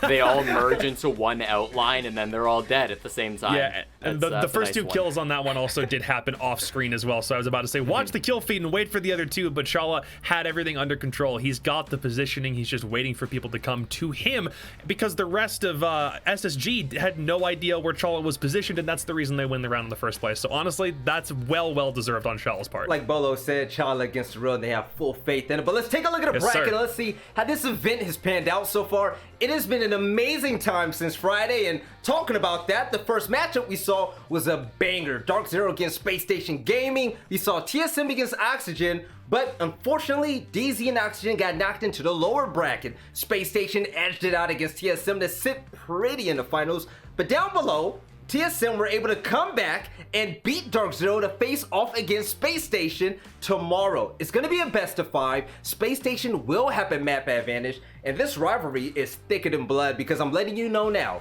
when Space Station beat TSM, they weren't happy. They were not happy at all. TSM, they know that they're capable of lifting that hammer. They know they're capable of lifting or collecting all the trophies in the world. The question is, when are they going to do it? We'll find out tomorrow. But for tomorrow, let's take a look at the schedule. And as that comes up on your screen, Jesse and Jacob, final thoughts about this matchup before we close everything I tonight. got something to say about this one. Let if me you know, cast your Jacob. mind back to SI 2020, remember how it was TSM versus NIP in that lower bracket final to determine who would face SSG in Yeah. the grand final? This is the match that could have happened if TSM won that game against Yep. Ninjas in Pajamas. Not only are we back on land to determine this one, but this is the final that we could have had to finish out SI 2020 before all of this pandemic stuff hit. Oh my god, I wish we could have seen this on land, and now we actually can. This is about to Yes. be an absolute barn burner. Jesse, give me your final thoughts, man. How are you feeling? I feel so good. Like, I was a little bit down in the dumps about TSM a couple of hours ago after that loss to SSG. They didn't look like themselves, but now they've come back after an intense win against DarkZero. They're in the finals, and they've been here so many times before. Whether it was the Summer Major or whether it was the Sixth Invitational, they have come so close to grabbing that win. Other than DreamHack Montreal, which didn't really count because it didn't have all the best teams in the world, this team has really struggled to claim any first places. So TSM, they have a lot to prove. They have a lot to shoot for. I'm so excited to see how they do in their rematch against SSG. So Wait a minute. Uh-oh. Wait a minute. Uh-oh. What's going on? We just cursed DarkZero out of the tournament. Jacob, what are you talking about, man? What's going on? Well, Jesse and I are still tied, right? Yeah, you guys have been We great both, on predictions we both so have far. 3 Tied. correct. Right, we have to go to the grand final to figure out which one of us had the most predictions correct. Are you for real, man? I love it. There's just no better way of doing it, right? But ladies and gentlemen, as we close out the stream, I'm gonna ask you a question one last time. In case you can't make it tomorrow or you need to get some more updates or take a look at the highlights from what's happened so far this event, make sure you follow Rainbow Six social accounts, especially on Twitter. And I'm gonna let you know now, that account was just tweeting nothing but bangers today. It's hilarious. Yes, it the was. memes, Yes, the it was. highlights, everything. Make sure you stay tuned. But that's going to be it for tonight. My name is Veli, Jesse, and Jacob. It has been so fun so far. But tomorrow, that's when the championship game takes place. A best of 5 between Space Station Gaming and Team Solo Mid. I hope all of you beautiful people have a good night, and I'll see you tomorrow.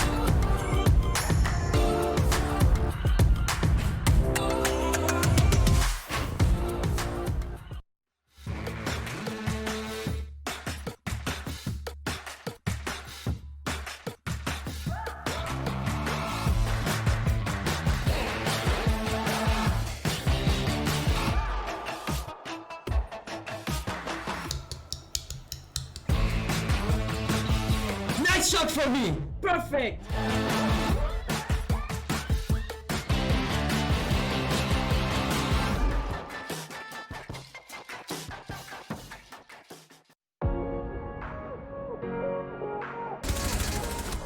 Oh my god.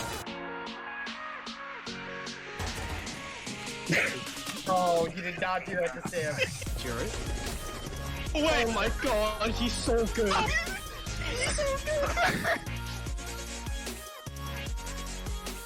They're a number right now. Giant.